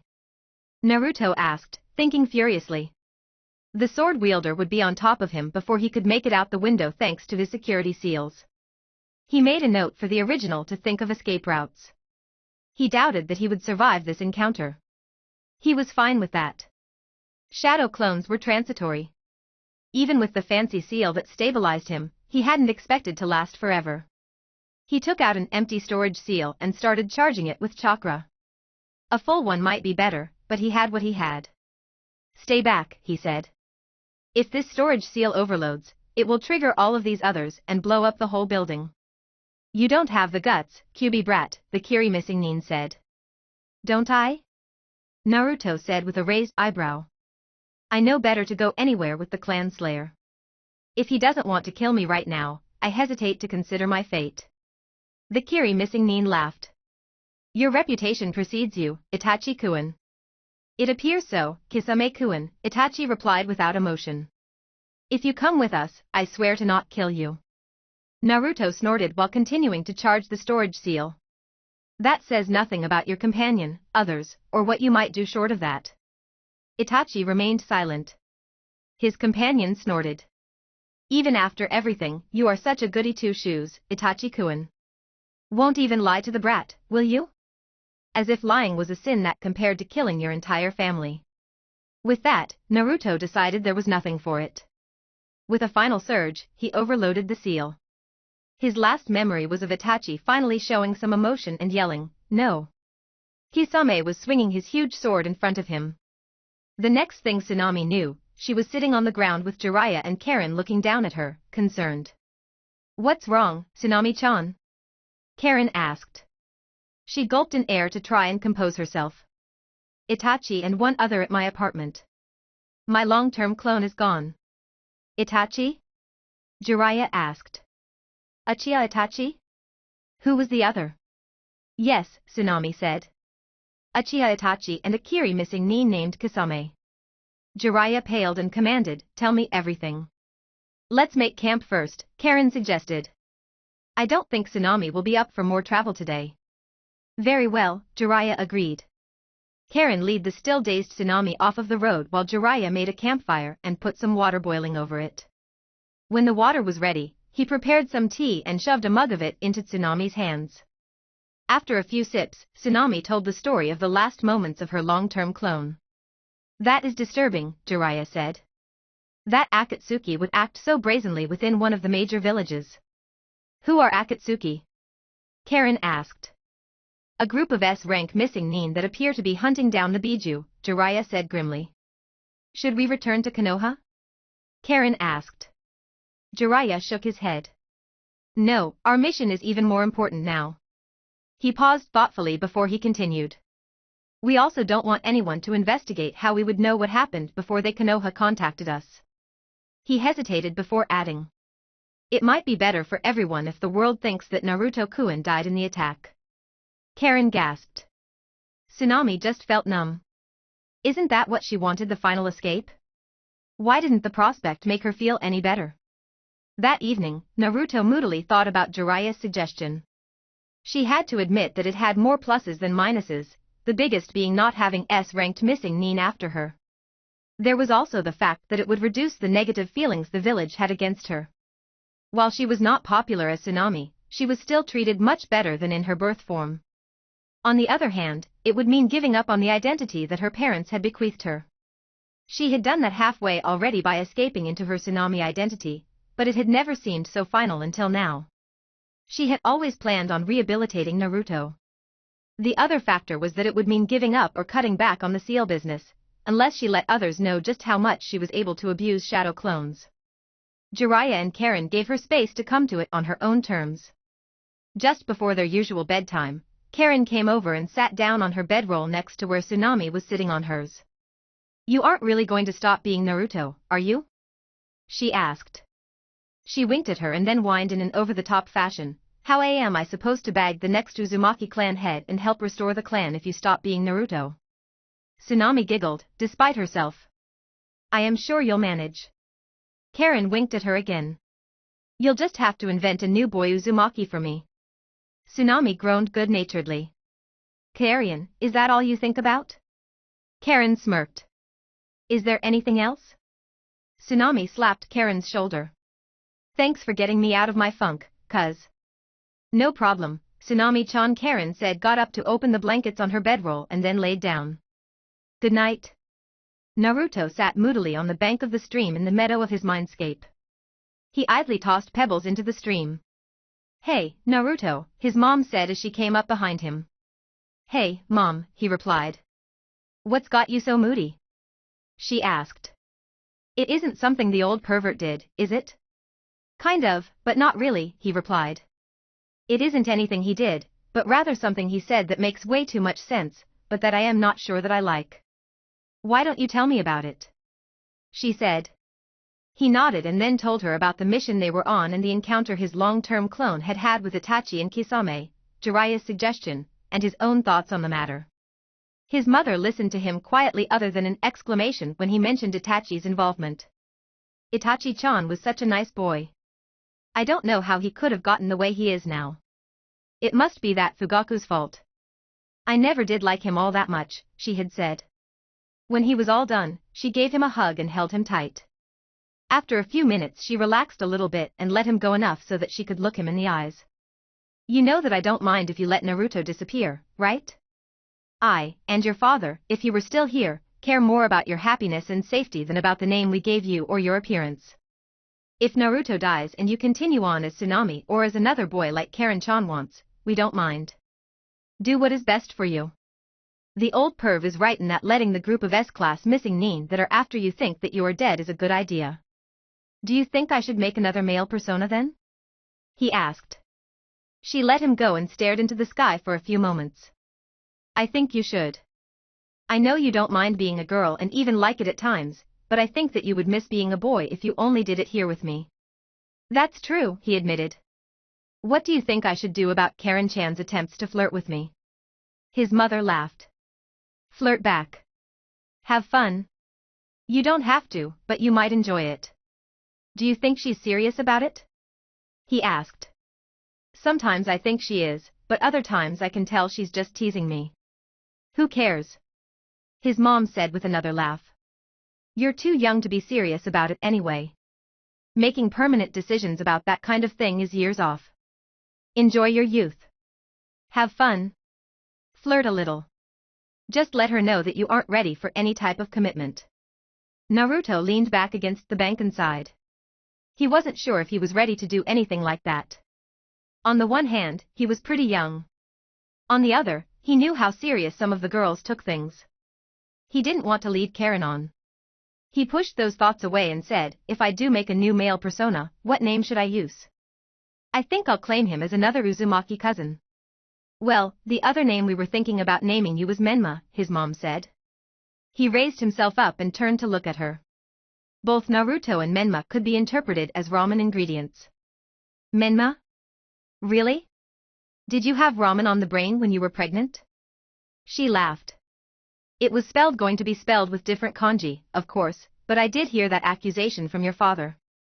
What spelling? He asked suspiciously. Probably masked horse, she said. We hadn't decided and I mostly just liked the sound of the name. Right. He said with a drawl. She laughed. We chose Naruto for a reason. Aren't you glad you were named Maelstrom rather than Masked Horse? Besides, your father wanted to name you after his pervy sensei's only non-pervy character. He joined her in laughing. Maybe he would use the name regardless. It wasn't like being named after a ramen ingredient was a bad thing. The next day, Naruto felt better. The talks with Karen and her mom had helped her get over her moodiness. She was half convinced to debut Uzumaki Menma at some point before they got back to Konoha. As if to balance things out, with Tsunami feeling better, Karen's frustration was mounting over Jiraiya's inability to pinpoint their destination. Don't worry about it, Karen-chan, he said. We'll find her sooner than later. My contacts have told me that she's head that direction. He waved vaguely ahead of them toward the southwest. There's a better way to do this, she growled. Just stop and let me find her. Karen walked to the side of the road and knelt down.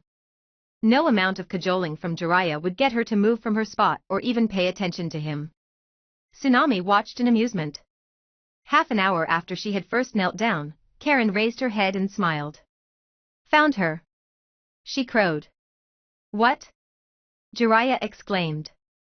Found who? Tsunade-sama, Karen responded. She's about 60 kilometers that way. She pointed in a direction a little bit to the south of the way the road they were on traveled. How? Spluttered Jiraiya. Karen stood up and smiled fiercely. I am not just a censor, I am the censor. You should have relied on me from the beginning. It would have saved time. She reached up and patted his cheek condescendingly and started off down the road. Tsunami giggled in amusement and followed after her. How do you know it's her? Jiraiya grumped, following after them reluctantly. Karen stopped and turned to face him. She's a quarter Uzumaki. We're distinctive. The person Ive found besides having an Uzumaki flavor also has the most chakra of anyone else Ive encountered other than Tsunami. It's got to be her. Jiraiya frowned thoughtfully before sighing and saying, very well. Lead the way. I was planning on it, Karen drawled before resuming walking. The day after Karen had located Tsunade with her mind's eye technique, found the three of them standing outside a bar in Tenzakugai. She's in there? Tsunami asked dubiously. It's as likely as any place, Jiraiya said as he slipped by the two Uzumaki. Good work, kid. Tsunami and Karen looked at each other and each shrugged and then followed the toad sage into the bar. Once inside the bar, Jiraiya quickly zeroed in on a blonde woman sitting at the bar sipping from a cup of sake with several bottles next to her. A young woman with black hair holding a pig was sitting next to her with a patient, but bored look on her face. Tsunade-chan. Jiraiya exclaimed with exaggerated cheerfulness. Fancy meeting you here. Go away, pervert, Tsunade growled. Can't you see I am busy? Now, Suna-chan, Jiraiya tooted. Is that any way to greet an old friend and teammate? He deftly dodged out of the way of a backhand swipe from his old teammate. Ah, Tsunade-chan, Jiraiya pouted. I am beginning to think you don't want me here. Really? Tsunade said archly. Whatever gave you that impression? She pointedly turned away from him and started sipping from her cup again. Don't be that way, Haim, he whined. Tsunami cleared her throat. As interesting as it was to see someone poke at her errant godfather's ego, they were here for a purpose. Aren't you going to introduce us, Ero-sanin? Ero-sanin? Tsunade repeated with a snort. I think I like you. Tsunami smiled smugly. While she hadn't been too impressed with her older cousin so far, at least she wasn't a pervert. Jiraiya scowled. Right. Brats, Senju Tsunade-chan Haim, the brats Uzumaki Tsunami-chan and her cousin Uzumaki Karen-chan. Hello, cousin, Tsunami greeted with a bow. Karen echoed the greeting beside her. Tsunade sighed, but inclined her head slightly. She indicated her companion with a tilt of her head. My apprentice, Kato Shizun-chan. Hello, the newly named Shizun said. And this is Taunton-chan. She held up the pig she was carrying. Tsunade went back to ignoring them in favor of her sake and Shizun gave them a brittle smile. Wanting to break the silence before Jiraiya did and made things worse, Tsunami said, my mother was your second cousin. Tsunade turned back to her and arched an eyebrow. I only know of one Uzumaki second cousin who survived the sacking of Uzushio and she only had a boy before she died. I admit you look a little like her, but that doesn't mean much in a world filled with shinobi. With that she dismissed them again and turned back to her sake. Tsunami came to the sinking realization that the woman before her was just as bad as her godfather. Her temper ignited and she snarled. How would you know? Obviously, you don't care about your family or you would have come back to Konoha to check up on me. The female Sannin snorted. He was better off without me. Being near me would have just gotten him killed like everyone else. You know nothing. Tsunami screeched. She tried to claw back her temper as memories of all the times she has sat lonely in her room, the ostracization, the sabotage, the rotten fruit, the incessant bullying, and even the couple of times she had run for her life bubbled up, all the times she had wished for family and this woman thought she was better off alone. She grabbed Karen's hand and fled the bar, yelling out to her godfather, do what you came to do with the bitter, hateful old hag. Come and find us when you're done. Jiraiya called out, Naruto-chan. She ignored him and ran, pulling her cousin behind her. She didn't stop running until she ended up in a park. She collapsed next to a tree and cried while Karen knelt beside her and rubbed circles on her back and murmured comforting words. It took Naruto 20 minutes to get herself under control. She didn't know why she had thought that Tsunade would be different, why she thought the woman would have a good reason for being absent from Konoha. It seems that she just wandered around drinking and, if the places Jiraiya had looked into on their way here were any indication, gambling her life away.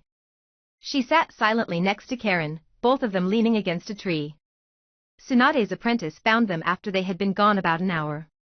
Please don't judge Tsunade-sama too harshly, Shizune said. She's had a hard life. Harder than growing up a family-less orphan in a place where everyone hates you?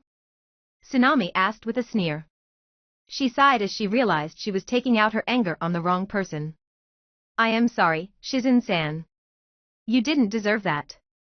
She sighed again before shaking herself and smiling. All right. Enough moping about. Let's do something fun. She looked at Shizune. Do you know anything to do around here? There's the castle, Shizune offered. It's interesting to see. Tsunami looked at Karen who shrugged and said, it's as good as anything. As Shizune led them away from the park, Tsunami asked, what are Ero Sanin and the old hag up to? Shizune frowned at the disrespect, but said, Tsunade-sama and Jiraiya-san were talking privately when I left. I think they were talking about you, or maybe Jiraiya-san was trying to get Tsunade-sama to come back to Konoha again, although she usually throws him out when he tries that. Tsunami shrugged. As far as she was concerned, their mission was a bust. She didn't think Tsunade was Hokage material. So what's your Shursho's deal? Tsunami asked. Why is she so angry at the world that she spends all her time drinking? Shizune sighed and said, she really should tell you herself, but I suppose it's not a big secret. Tsunade-sama feels that everyone she has ever been close to has died in the service of Konoha. Her grandfather and uncle both died young serving as Hokage, her brother Nawaki-san and my uncle Dan-san, who was her fiancé, also both died after setting their sights on the Hokage's hat. Also, she's the last of her clan. The enemies of Konoha have always targeted the Senju above others. She feels that she's cursed. Tsunami snorted. There's no curse other than that of the shinobi lifestyle. If she doesn't want to be a shinobi, that's her prerogative, but this curse business sounds more like an excuse than anything. I don't like that she's denigrating the sacrifices that her family willingly made for the village and its ideals. She didn't say it, but the demise of the Senju clan was at least partially due to their tendency to have daughters in the last few generations. The few sons had died in battle and a lack of strong clan leadership had had the daughters marrying into other clans. Shizune opened her mouth to say something, but then closed it again. They walked to the castle in silence. They toured the castle like tourists. Tsunami found herself being slightly awed by the age of the place. Konoha itself didn't have anything that old, the village had been founded less than 70 years ago. Tsunami-chan? Karen exclaimed suddenly. Jiraiya-sama and Tsunade-sama are about to encounter two men with large amounts of chakra on the other side of the castle. Their chakra is disgusting. I have a bad feeling about this, Tsunami said. Let's go check it out. Karen quickly led them around the outside of the castle where they arrived just in time to see Orochimaru and Kabuto step out from where they were hiding to confront Jiraiya and Tsunade, who looked like they had still been arguing. Kabuto saw them and smirked at Tsunami, winking with his pure white eye. She scowled in anger at him, sporting her teammate's eye that he had callously stolen from her while attempting to permanently maim all three of them. Orochimaru cackled evilly. It looks like the team's all here. All we need now is Sensei. But wait. He cackled evilly again. What do you want, Orochimaru? Jiraiya growled. Did you come here just to gloat at your treachery? I have need of Tsunade-chan's services and am willing to give her what she wants more than anything in this world, the snake Sannin purred unctuously. There's no way that you can give me what I want, Tsunade growled. Oh, but I can, Orochimaru said with a giggle. Jiraiya-kun knows. Dan-san and Nawaki-san alive and by your side. Tsunami growled, knowing he referred to the foul technique he had used to bring back the first and second Hokages and bind them to his will. She could see that the older woman was sorely tempted. If you want your brother and your fiancé to hate you forever, then go ahead, Tsunami growled out. What? Tsunade exclaimed. He proposes to use an evil technique to bring the spirits of your loved ones back to puppet likenesses of their bodies as his slaves, she spat out. Do you think they would love you for their being dragged out of the pure world and used to destroy everything they stood for? It's true, Jiraiya said. He used that ill-advised technique of your uncle's to bring him and your grandfather back to try and kill Sensei and destroy Konoha. Sensei had to use a kenjutsu to use the Shinigami to banish them, but Sensei got a bit of revenge out of it. He waved at Orochimaru. Hey, Oro-chan, aren't you going to wave back? Orochimaru sneered. Does it really matter how I do it as long as I can? I'll even swear to not use Dan-san and Nawaki-san for my own ends. And the words of a traitor are worth what? Tsunami said. Tsunade shook her head. I am not getting involved with either you or Jiraiya-san, Orochimaru-san. Just go. Orochimaru cackled. That's what you think. Kabuto-kun, get her. A snake extended out of Orochimaru's mouth. The snake in turn spat out a sword and then retracted. Orochimaru's elongated tongue slithered out of his mouth and turned and grabbed the sword. He leaped toward Jiraiya. Kabuto advanced toward Tsunade. Figuring her godfather could take care of his armless former teammate and wanting some of her own back against the traitorous Genin, Tsunami rushed to her older cousin's side. Karin and Shizune moved with her. Do you really think you can stand against me, boy? Tsunade asked the advancing Kabuto. I think I would surprise you, Kabuto said with a smirk, but it's a moot point anyway since I know your weakness. He withdrew a kunai and slit his wrist with it, squirting blood at her, splattering the kunoichi and the ground around her. The woman screamed and went catatonic. Help Tsunade-sama. Shizune commanded as she leaped in between her Shursho and the advancing shinobi. How is the world's premier medic Nin scared of blood? Karin asked incredulously. She examined the catatonic woman while Tsunami stood guard. As far as I can tell, there's nothing wrong with her physically, Karin said. She's just checked out mentally. Shizune was not doing very well against Kabuto. Evidently, he had been sandbagging his performances in the Chunin exams. I am going to help, Tsunami said as she circled around to be on the opposite side of the traitor from Shizune. Do you really think you can sneak up behind me, Tsunami-chan, after I received the gift that your teammate so thoughtfully gave me? He said with a sneer. Who said I need to surprise you to take you out? Tsunami replied. Do you really think a genin and the apprentice of a washed-up has-been can stand against me? You're a genin too, Kabuto, Tsunami replied. Being a genin of Konoha was merely a cover, he said with a smirk. I am really a jounin of Odo. As if being a jounin of a pretend village means anything, Tsunami replied with a sneer. We all know Orochimaru couldn't stand being around anyone that was actually strong. You know nothing of Orochimaru-sama? Kabuto screamed. Shizune spat out a cloud of purple gas at Kabuto while he was distracted with Tsunami which engulfed him. However, when the gas cleared, Kabuto was gone. Tsunami stretched out her senses and felt him underground. Underneath you. She shouted at Shizune, but she was too late, the traitor had already leaped up behind her, slashing at her heels on the way up. Shizune toppled over in pain. Tsunami sent an adamantine chain flying at Kabuto, forcing him to leap away from the downed kunoichi. Now it's just you and me, Tsunami-chan, Kabuto smirked. He advanced on her with glowing blue chakra surrounding his hands. Knowing that he had used the technique to hamstring Shizune, Tsunami knew better than to let him get close. She summoned 5 shadow clones. It's never just me and anyone, Tsunami retorted. Her clones moved to surround her foe. She could see Shizune trying to heal her legs while Karin was trying to rouse Tsunade. She was also aware of Jiraiya and Orochimaru fighting a short distance away. Again with the surrounding, Kabuto tooted. It's not going to work. Says you, she retorted. She and her clones all threw kunai at the Otonin. He managed to dodge several of them, but was hit by 2 of the blades. He just shrugged off the wounds and she could feel his chakra in the wounds, indicating that his healing of the self-inflicted cut earlier was not a fluke. He flicked Sunbon at 3 of her clones, dispersing them. She summoned more. She and her clones started launching adamantine chains at him. He dodged or deflected most of them. Those that speared him did so with only grazing hits with their pointed tips, which he ignored. She needed to land a chakra-locking seal on him to stop his self-healing. She could generate one on the end of her chains.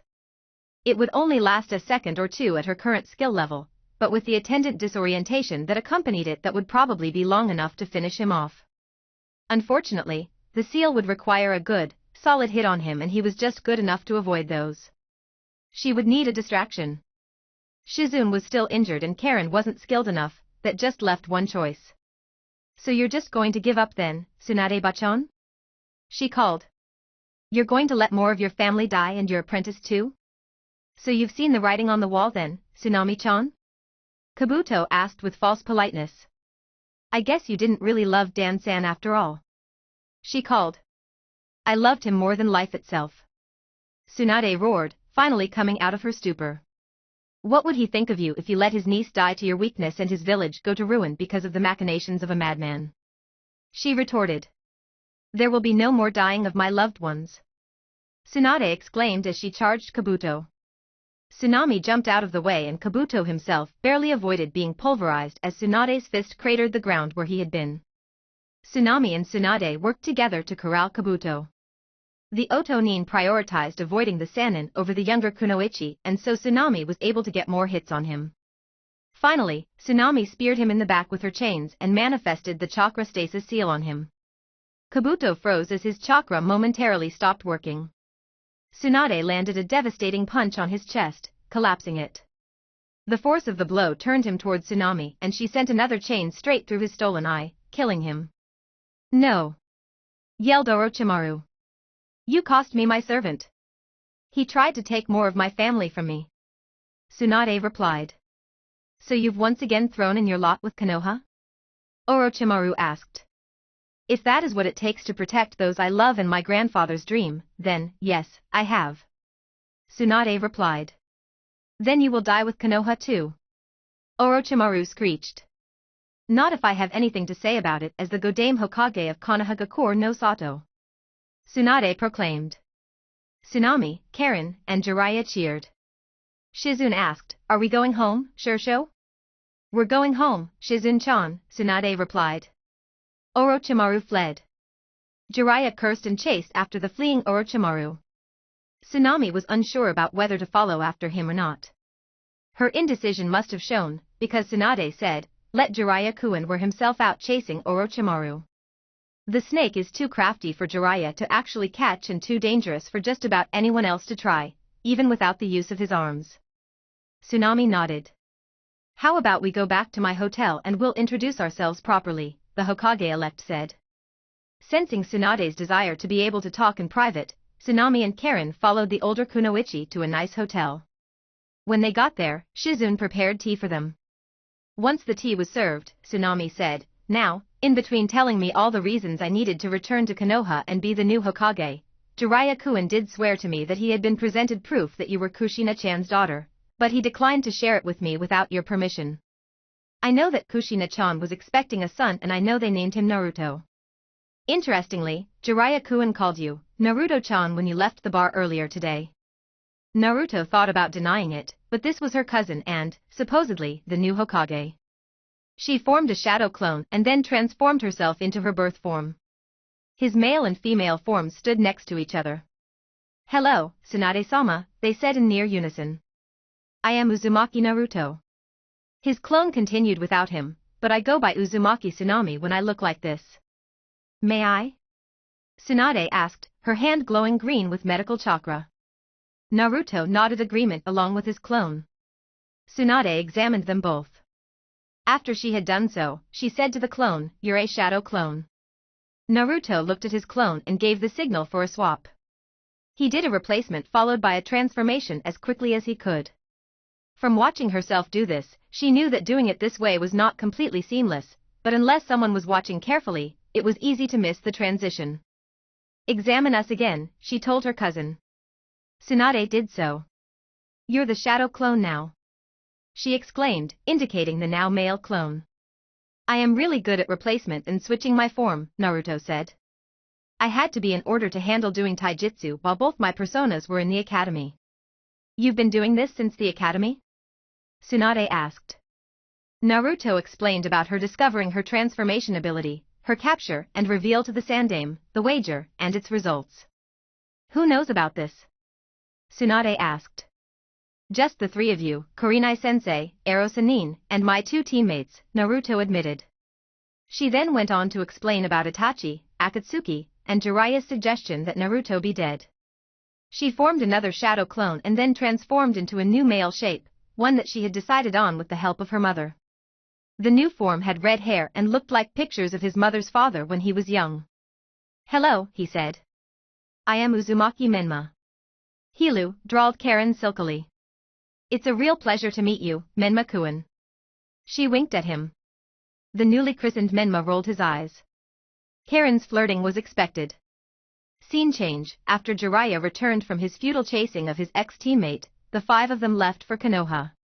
Once they were out of town, Naruto formed a shadow clone around the custom seal that made the clone able to maintain itself and share memories with Naruto during their sleep. The clone took their new Menma shape while Naruto continued as Tsunami. As they traveled, Tsunade questioned Tsunami and Jiraiya about the state of Konoha. She was especially interested in the Chunin exams, both the expected and unexpected happenings during them. Who do you think performed well enough to be promoted? Tsunade asked. I like to think I did so, Tsunami replied. Shino-san was a tough opponent and I had to use quite a bit of stratagem to take him down. She managed to do so while preserving his Kakachu, Jiraiya added. Really? How? Tsunade replied, raising an eyebrow. Specialized storage seals, Tsunami replied. Impressive, commented the Hokage-elect. Sasuke-kun and Lee-san also won their matches, Tsunami added. Sasuke-kun's opponent was one-dimensional and was lucky to be in the finals in the first place. I can't comment much beyond that. Lee-san's victory was impressive, but I have doubts about his adaptability and ability to act in leadership or solo roles. Sasuke-san only had the one match in the finals? Tsunade asked. Yes, the younger Kunoichi replied. The invasion started during the last match of the first round. What comments do you have about the match losers from Konoha? Tsunade asked. Shino-san was good and showed talent, she responded. Fuganiji-san showed talent, but also an attitude completely unworthy of a shinobi of Konoha. Shikamaru-kun had a first round bye and didn't get to fight. What's this about the Hyuga? Tsunade asked. He tried to murder his incapacitated cousin during the preliminary round. Tsunami snarled. And then called it favoritism when the sensei stopped him. Tsunade looked at Jiraiya, who sighed. An outgrowth of Hyuga clan politics and the fallout of Kumo's attempted kidnapping of the Hyuga heiress, he responded. I'll explain more once we're settled in Konoha. It took them 3 days to make it to Konoha. They could have gone much faster, but Tsunade and Jiraiya wanted the time to talk. Karen happily proclaimed that it gave her time to stake her claim on the new Uzumaki. Naruto took Karen's antics in stride. He had to admit that his distant cousin's interest in him gratifying, even if he also found it a bit annoying. However, since she respected his boundaries and it was playful in nature, Menma found himself finding it less annoying the longer it went on. The gate guards admitted Menma with the others as a potential citizen of Konoha on the authority of Jiraiya and gave him instructions on where to go in order to make the status permanent. The guards also relayed instructions for Jiraiya and Tsunade to head straight to Hokage Tower.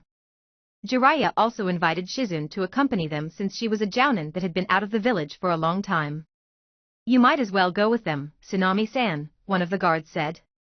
There was an incident that you need to be informed of as well. Tsunami was reminded of the reason she needed to make Menma in the first place. She hesitated, knowing she wasn't supposed to know of it.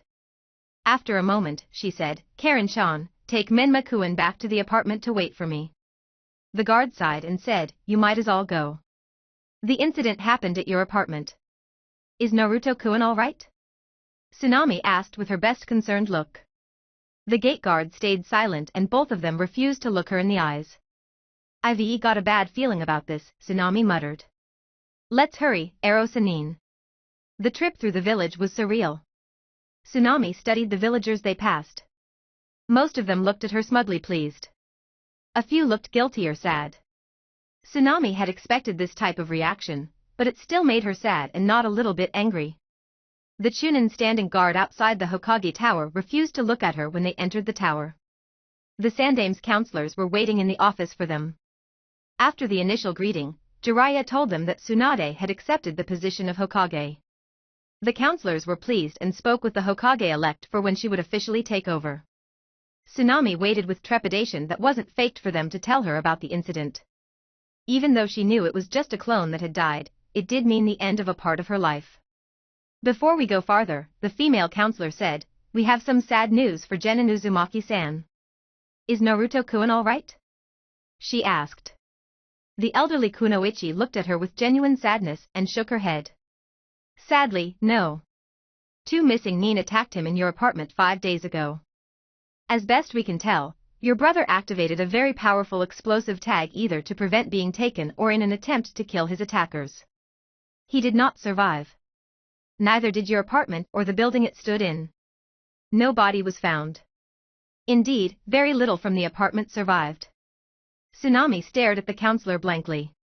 Having it spelled out to her made it more real that that part of her life was over unless she gave up the whole thing. Who were the missing nin? She asked finally to fill the painful silence. Both counselors grimaced. Uchiha Itachi, one of ours, and Hashigaki Kisame, formerly of Kiri, the male counselor said. He hesitated and then said, unfortunately, both of them survived, if a little worse for wear. One of our jounin, Hitaki Kakashi-san, tried to stop their escape, but he fell victim to a powerful genjutsu and is still incapacitated. He turned to Tsunade. Will you be able to examine him, Tsunade-sama? Tsunade nodded. I'll be able to help him. The rest of the day passed in a blur. Tsunami, Karen, and the Menma long-term clone were shuffled off to temporary housing. Most of the shinobi they passed on the way there wore looks of commiseration, but by far most of the normal citizens smiled at her loss in pleasure. She knew they hated her other self, but to be glad he was dead? She was glad when they reached their destination and she could avoid it all. Scene change. The day following her return to Konoha was a series of awkward visits from people who wanted to offer condolences to Tsunami. She was tempted to hide as Menma and let her clone cover it, but she forced herself to accept their condolences in person. The most awkward of the visits were when the newly recovered Kakashi and later Sasuke visited. Neither man nor boy was really capable of dealing with their grief and just stood there awkwardly before mumbling or grunting some well wishes and disappearing. As bad as that was, the worst visit was from the Ikirakus. Tucci stood stoically while Ayam sobbed in her arms. She was very tempted to tell them the real story, but as they were not shinobi, the Ikirakus could be a liability if told. While nobody would be interrogating them over Tsunami's secrets now, if she did realize her dream to be Hokage, letting them know her secrets would be dangerous to them and her. Tsunade's inauguration the following day was a relief in that the air of celebration surrounding it dispelled some of Naruto's grief and guilt for letting the few people who cared about him languish in ignorance. After the inauguration of the new Hokage, Tsunami received a much-needed visit from her teammates and sensei. We would have been here yesterday, Sakura explained, but we were waiting for Nada-chan to be released. Tsunade-sama was able to finish my healing, Hinata said, but I was rather low on the list of those for her to see since I was almost recovered by more conventional methods. I am glad to see you back, Kurinai said. When we heard about what happened at your apartment, we feared the worst. No, I managed to find a way to make a shadow clone persist with help from my mother's notes, Tsunami responded. My clone blew himself up rather than let the missing nin know he was a fake. Ero-sanin wanted me to go with him to find Tsunami-sama, so Karen-chan and I were out of the village when it happened. Ero-sanin? Kurinai asked. Most people know him as Jiraiya, but since my good-for-nothing godfather all but abandoned me, I don't have a lot of respect for him. He's your godfather? But that means... Kurinai said before trailing off. Tsunami guessed she had figured out who her father was. What does it mean? Sakura asked. Sorry, Kara-chan, Tsunami said. I would need the Hokage's permission to talk about what I think Sensei figured out and I don't think she'll give it before I am an experienced jounin. Sakura pouted but let it go. Sensei, Tsunami said. This is Uzumaki Karen-chan, my distant cousin. The other girls and I found her in the forest of death and the old man said I could keep her. Karen hip-checked her and said, the pleasure is definitely all mine. My prospects are much better here than they were being used up by Kusa. Tsunami smiled and gestured to her clone. And this is Uzumaki Menma, another cousin. He's actually my relief valve for when the estrogen gets too much and I need some boy time to recover. She smiled to let them know she was joking, mostly. Karen opened her mouth, but Tsunami grabbed her in a headlock and covered her mouth. We don't need to know whatever lewdness was about to come out of your mouth, Karen-chan. They all laughed, Karen included, although Hinata's was a little bit forced. Tsunami sighed mentally. She hoped Hinata and Karen wouldn't fight over her male form the way Sakura, Ino, and the rest had over Sasuke. Scene change, 2 days after the inauguration, was the funeral of Uzumaki Naruto. It was closed casket, of course, since no body had been found. The attendance was much lower than the Sandaime Hokages, but larger than Naruto had expected. In addition to Naruto and her clone, Hinata, Sakura, Kurenai, Karen, Tsunade, Shizune, Jiraiya, Kakashi, Shino, Sasuke, Kiba, Ino, Shikamaru, Choji, Irika, Konohamaru, Udon, Moegi, the Ikirakus, and a handful of Umbu were present. The funeral was kept as a low-key graveside service in order to keep hecklers and protesters away. Much like the previous funeral she had attended, Naruto had a hard time focusing on what was said. She found it very odd to be attending her own funeral.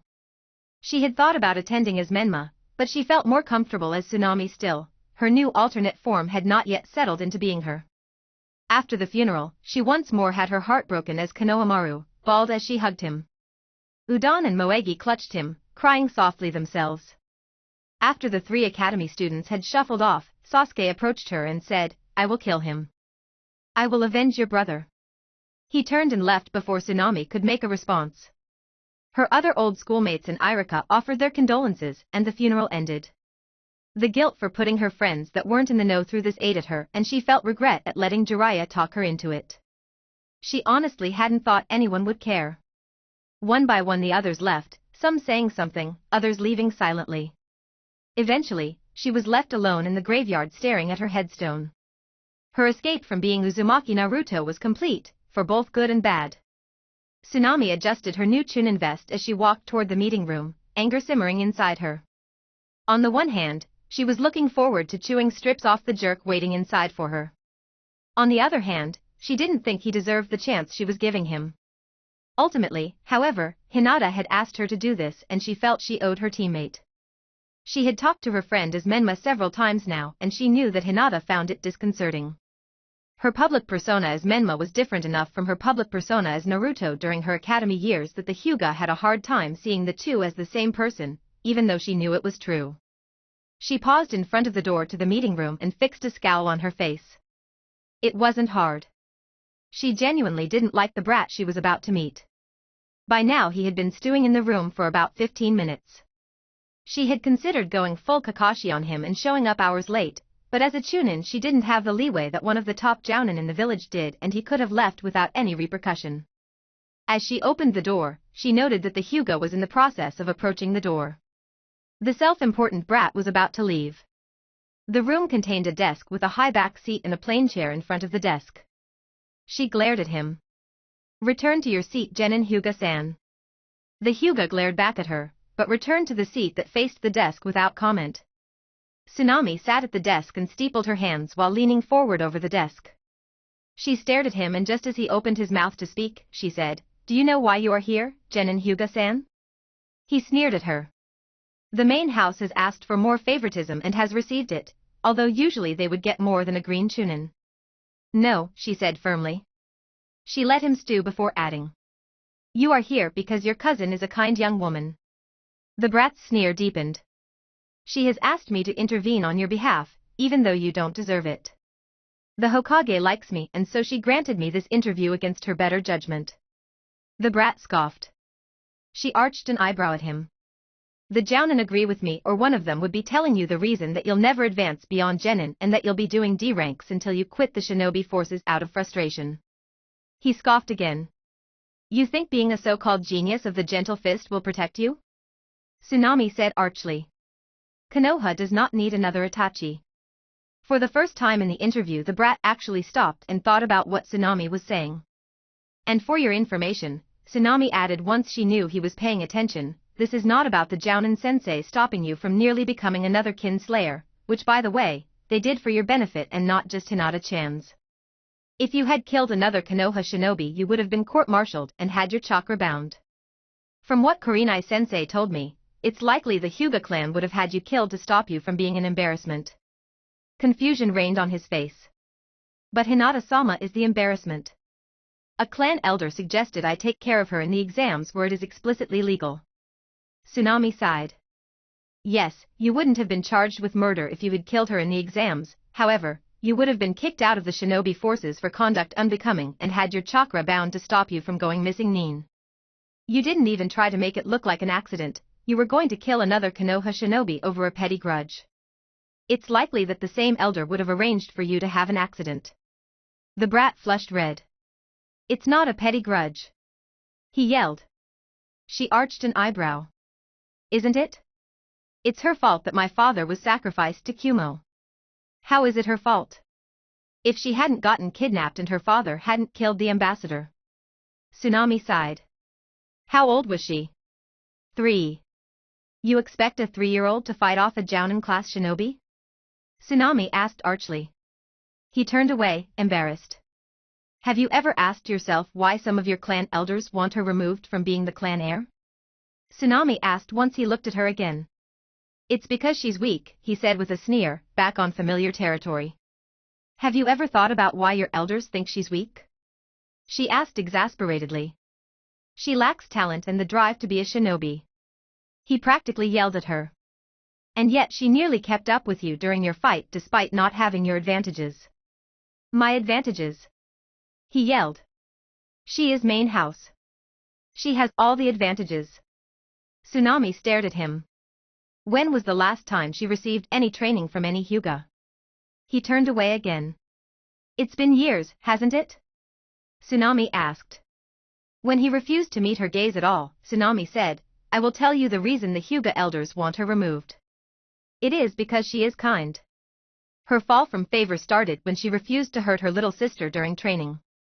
Kindness has no place among shinobi. The brat exclaimed. Are we shinobi all the time? Tsunami asked. Perhaps kindness has no place on certain types of shinobi missions, at least for our targets, but I would argue that kindness is very important to family and it is certainly not antithetical to the will of fire. Did you know that one of Hinata-chan's biggest goals is to return the Hyuga clan to being a family? As someone who complains about the disadvantages the Hyuga branch has, you'd think you'd stop trying to kill your biggest supporter in the main house. For a supposed genius, you have been played like a fiddle by your enemies. Tsunami stood up and shook her head. Frankly, I don't think you're worth it, but Hinata-chan wants her big brother back if she can manage it. If you can't wrap your feeble mind around the concept of not working against your best interest, you should know that if you ever hurt Hinata-chan like that again, they will never find your body. She glared at him like he was dirt and then walked out of the room without looking back. Scene change, Naruto raced into the Valley of the End. Up ahead of her, she could see her errant comrade stumbling towards the giant statues of the Shodai and Uchiha Madara. His sojourn in the barrel that the Odo shinobi had put him in had done a number on him. It had been a long chase with various of her companions being peeled off to face the various Odo shinobi. She had left shadow clones behind with them in order to help. Due to a bluff that unfortunately Orochimaru had called, most of Konoha's shinobi forces were engaged in missions in order to disguise just how badly the invasion had hurt the village. The only ones available to chase after Sasuke were herself, a brand new Chunin who had not yet been given an assignment, and whatever help she could scrounge up. The help she could find had amounted to some of her friends from the academy who were now Genin and Hinata's cousin's team. The jerk had actually started to change his attitude since she had talked to him, which frankly amazed her. She had not expected him to listen. Sasuke had incapacitated Kiba, who had tried to stop him from leaving. The Inuzuka had managed to warn the village, but was unable to help further. The Uchiha had met up with the Sound Four, the shinobi who had anchored the purple wall that the snake had trapped the Sandaime behind during the invasion. The Sound Four had sealed him in a barrel. Once the Konoha retrieval party had caught up, Chuji and Ino had tackled the Fat One, Niji the Six-Armed One, Shikamaru and Sakura the Foul-Mouthed Woman, and Lee and Tenten the remaining one, who had turned out to be two who shared a body or something similar. She herself had faced a shinobi that used blades that he grew from his bones. He could have been formidable, but she had snared him with an adamantine sealing chain seal. The shinobi had then used some type of ultimate technique that had caused him to explode into a flurry of bone projections, but her seal had contained it. Sasuke had escaped from the barrel during her confrontation with the bone wielder and run off. She also knew from her clones that all her companions were okay and had defeated their foes, although it was touch and go for Chuji due to him taking one of his clan's special pills. Also due to her clones, she knew that backup in the form of Kakashi was about 15 minutes away. Sasuke-kun. She called out. Stop. He turned to face her. Tsunami-san, you of all people should know why I have to leave Konoha. I have to get stronger than him, so that I can avenge my clan and your brother. She stared at him incredulously. And you think Orochimaru will help you get stronger? He has promised me the power to defeat him, Sasuke growled. Tsunami shook her head. Itachi is stronger than Orochimaru. What makes you think that submitting to the snake will help you achieve your goals? Orochimaru is stronger than Konoha, he said. He killed the Hokage. Better to be with him than Konoha, which couldn't even protect your brother. Naruto laughed. Orochimaru engineered a confrontation on his terms and managed to kill a Hokage that had retired and been forced to come out of retirement and came out of the engagement crippled. That just means that Konoha had no one better. She shook her head. Jiraiya-san is stronger than both the Sandaime and Orochimaru were, he just doesn't have the leadership quality to be Hokage, which is why Tsunade-sama was chosen as Godame. Were? Sasuke said. You speak of Orochimaru-san in the past tense. As I said, Orochimaru fled from his battle with the Sandaime crippled. It's possible he could recover, but after today his support base will be completely destroyed and I find it unlikely. She stared at him. He needs you as much as you imagine you need him. There are indications that the snake has sought immortality through body theft. He doesn't intend to teach you, he intends to use you, quite literally. Sasuke grunted. Regardless, I can't stay in Konoha. It has completely failed to protect those I care about. My family, your brother. I don't expect any of my teammates to live longer than a couple of years. She sighed. You have 2 goals, right? What? You told Naruto that you wanted to avenge your clan and rebuild it. How are you going to rebuild the Uchiha clan as a missing nin? That goal is clearly secondary, Sasuke said. I can't rebuild it until he is dead or he will kill them just like he did your brother. You think Itachi killed Naruto because of you? She said with a snort. He frowned. Why else would he go after Naruto-san? Do you remember the weapon Naruto told he had inherited? She asked. He looked at her sharply, but nodded. Itachi belongs to a group called Akatsuki that is after that weapon and similar ones, she explained. That is why he was after Naruto. How could you possibly know that? Sasuke asked. You were out of the village and there were no witnesses to their confrontation other than his partner. Jiraiya-san told me about Akatsuki and their goals, she explained. You know something more, he accused. Naruto had been tempted since his funeral to tell Sasuke and possibly Kakashi about her double life. However, she had never worked up the nerve to do so. She shook her head. I can't tell you if you're going to be leaving the village. It would be too dangerous for me. Sasuke growled. You have to tell me what you know about him. She shook her head. It's not about Itachi, it's about Naruto and myself. Sasuke turned away. I can't stay. Konoha is too weak. Tsunami sighed. Sasuke-kun, Konoha just fought off a surprise attack by 2 villages where the attackers had extensively infiltrated the village. Konoha is not weak. Sasuke looked at her in shock. He evidently had not thought about it in those terms. It's true that Konoha currently only has 2 S-rank shinobi in the Hokage and Jiraiya-san, but no village has many. They are S-rank for a reason. Maybe I should look outside the villages then, Sasuke reasoned. S-rank are even rarer outside the villages, she stated, and most of those that do exist belong to the same organization as your brother. Sasuke scowled. But you're missing the point, she continued. The villages are stronger than the missing nin because they work together. The will of fire is real and is the reason Konoha is the strongest shinobi village. Some of the other villages look down on us, but it's Konoha's teamwork that makes us strong. You don't have to do it alone. It's my vengeance. Sasuke snarled. I have to do it myself. Don't you want vengeance for your brother? Naruto was again tempted to tell her friend what had really happened. She could tell that her words had had an effect on him and he was on the verge of changing his mind. She was almost positive she could overpower him, especially in his current state, but it was better if he decided to return on his own. Finally, she gave in. You can't tell anyone, she said.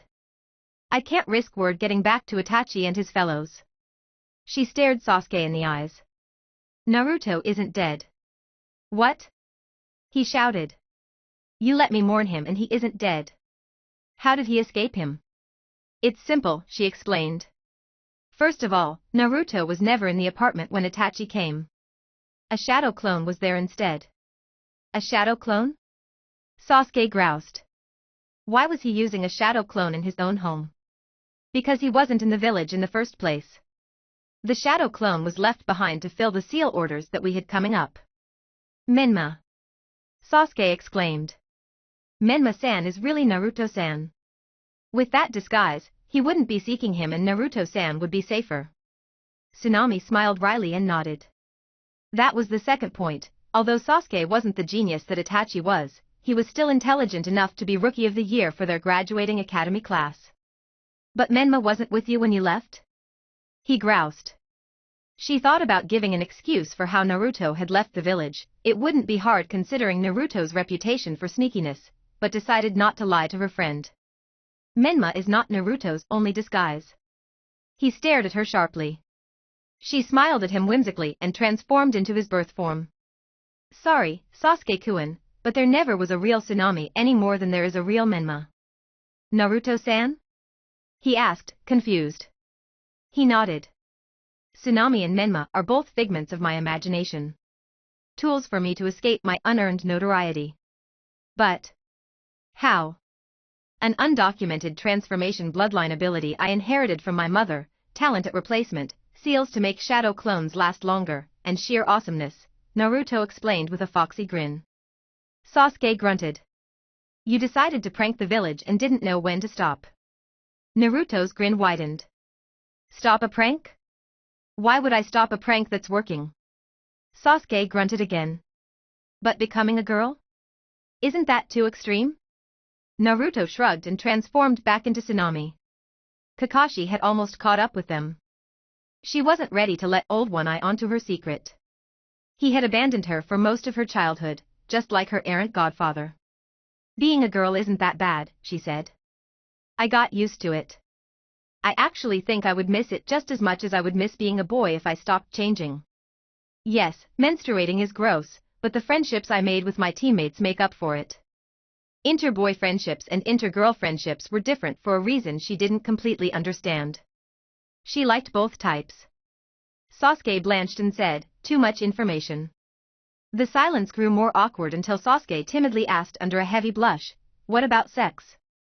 Naruto blanched. No one was sticking anything in there. I've been avoiding thinking about that.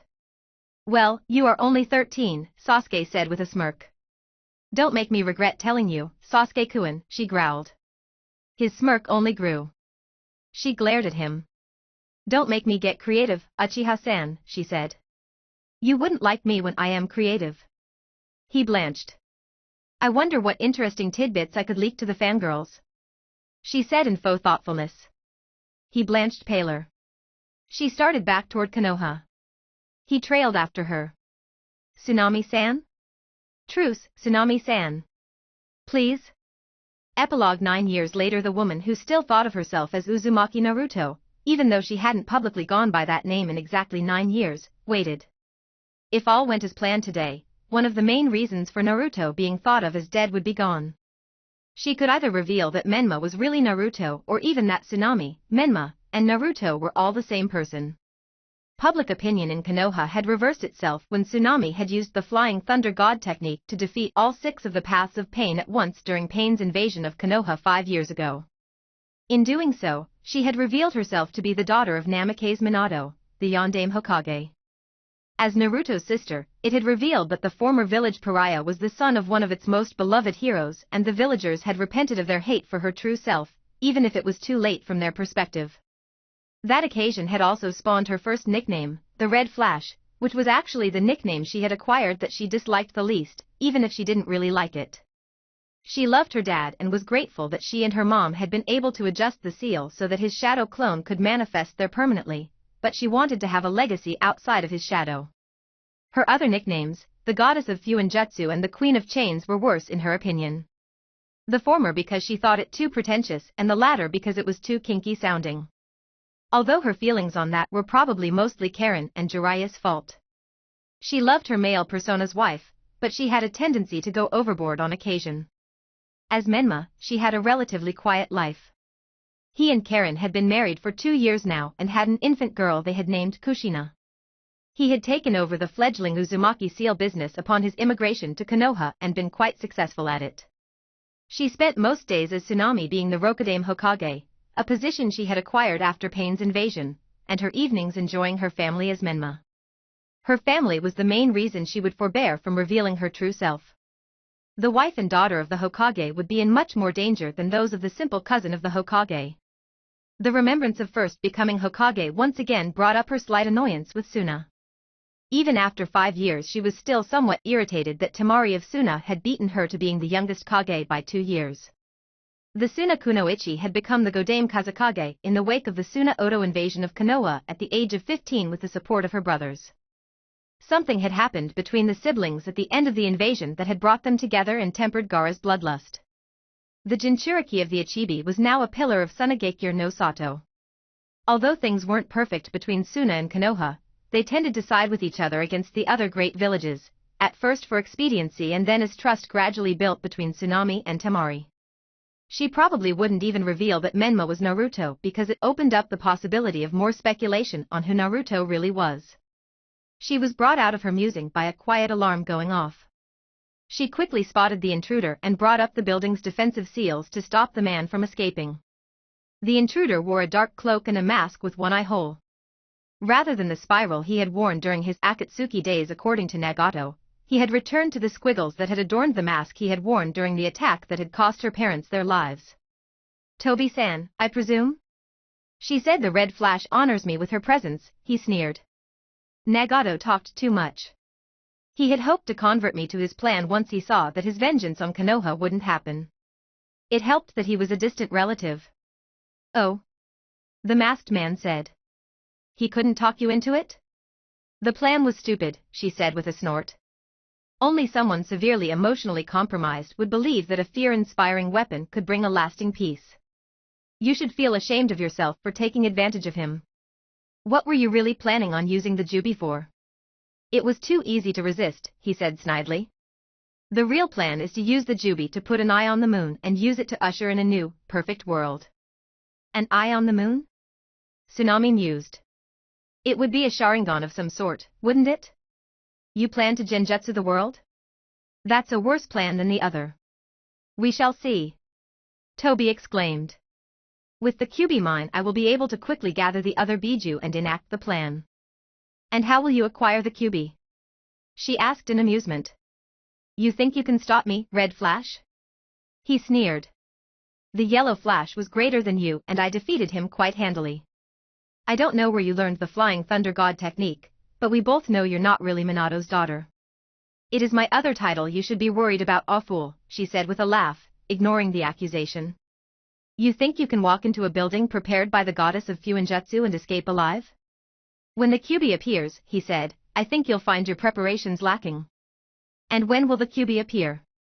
She asked. Tobi pulled out a pocket watch and stared at it. I swear Itachi said that Naruto died at 2:43 p.m. It should have manifested while we were talking. Naruto chuckled nastily. The Kyuubi is dead. My parents killed it. Tobi scoffed. The Kyuubi can't die, it can only temporarily be disincorporated. And Minato and Kushina only had one child. I should know, I was there. Unless. You are really Naruto? He giggled crazily. What a great joke. Posing as your own sister. Naruto again ignored the accusation. The seal my parents created for Naruto destroyed Kyuubi by converting all its chakra to his. This was actually true. Naruto and her parents had eventually gone looking for the Kyuubi and found it gone. All that remained was an enormous pool of Naruto's own chakra. The only issue with it was that the seal restricted access to the chakra so that she couldn't use it. However, it did mean that she would never suffer chakra exhaustion since the seal would instantaneously replace any chakra she used out of an essentially infinite reserve. She wasn't sure when it had happened, somewhere between age 5 when the higher functions of the seal had activated and age 18 when they had finally checked. If Naruto were to guess, she thought the Kyuubi had dissipated when she was between 8 and 10. Even if that is true, Toby snarled, I only need some of the beast's chakra, there are other sources. Are there? She asked.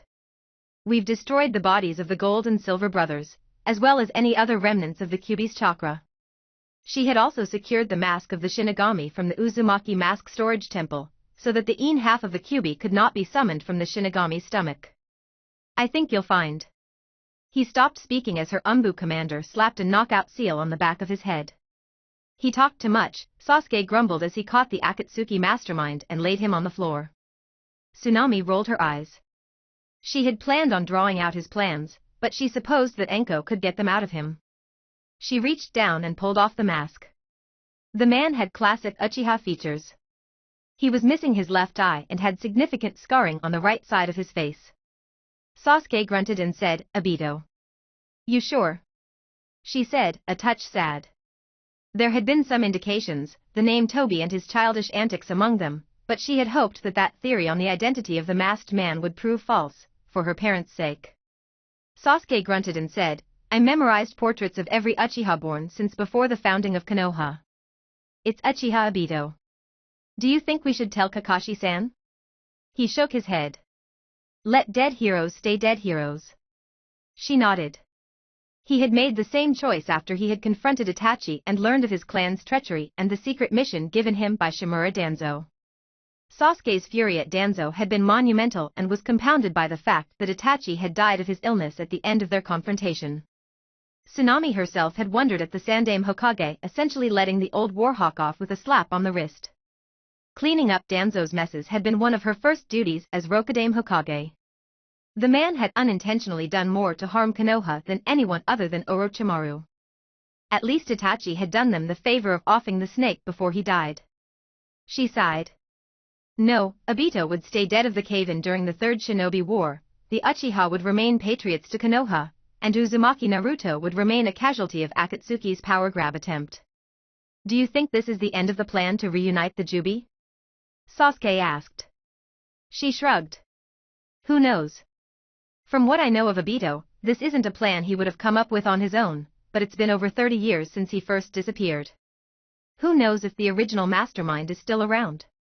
Sasuke grunted and she returned Obito's, Toby's mask to his face and signaled for Sasuke to pick him up.